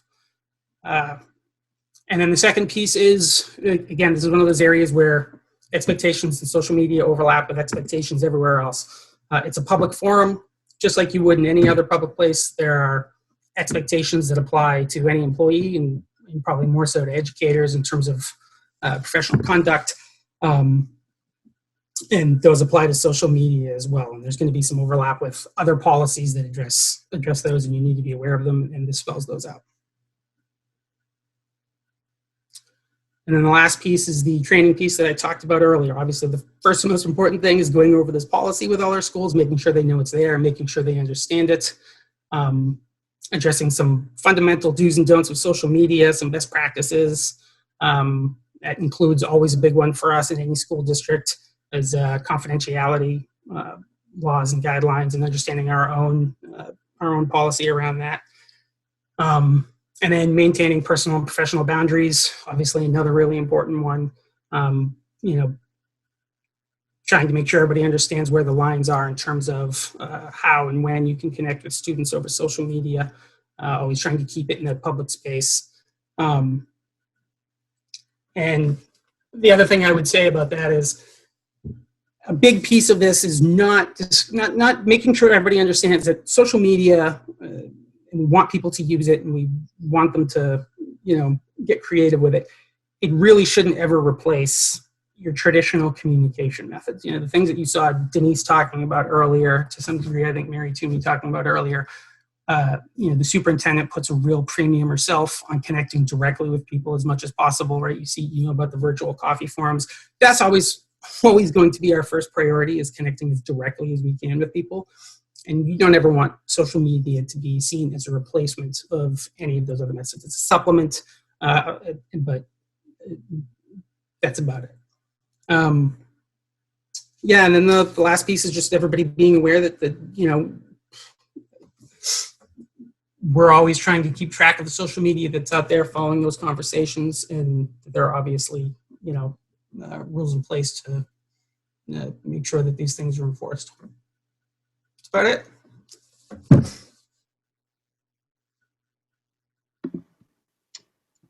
This is great. I will go to Noemi but if I could just comment quickly. I mean, I won't have questions. Well, I do have one question, but overall, I mean, I think the policy, reading it through and then seeing the presentation, I think makes a lot of sense. So just, thanks for just presenting it tonight. Let me do this. I have some questions, but let me go to follow the order, and then if they haven't been asked, I can ask them at the end. So let's start with Noemi. Yes, Christopher, I don't have any question, but you did a really good job presenting the information, and that is very important work, because a lot of the time we miss the importance of having regulations that pertain to social media, and sometimes those regulations do not happen until something happens. So it's more of reactive as opposed to proactive. So I congratulate you for being proactive in the process. So thank you. Great. Ashley? I just have one question on how does student social media activity play a role into any of this? Like, will this affect anything with students? It's a great question. So it definitely doesn't directly address student personal social media conduct directly. That's not something we're looking to do here. It does engage, I would say one area where students would potentially be included here is, for instance, in the community guidelines that are laid out for social media managers to understand. I think our students are great. They're a lot of fun on social media. I can probably think of one or two times, especially related to the calling or not calling of snow days, where some Twitter responses have veered outside what we would consider ideal community guidelines. But, other than that, students can be themselves on the social media without being directly impacted by this. It does leave space, I'll point out, for students to, when the opportunity arises, for students to manage an LPS affiliated account. I can think of a case recently. I know we had a class at the high school. They're launching a podcast. This is part of that class. They really want to get active with it on social media, and if the teacher wants to empower the kids to play a role in that. And again, the understanding there is, of course, the faculty member is going to launch that account and ultimately manage that account and responsible for its content, but there's space there for students to manage it on a day-to-day basis with their faculty member helping and overseeing that.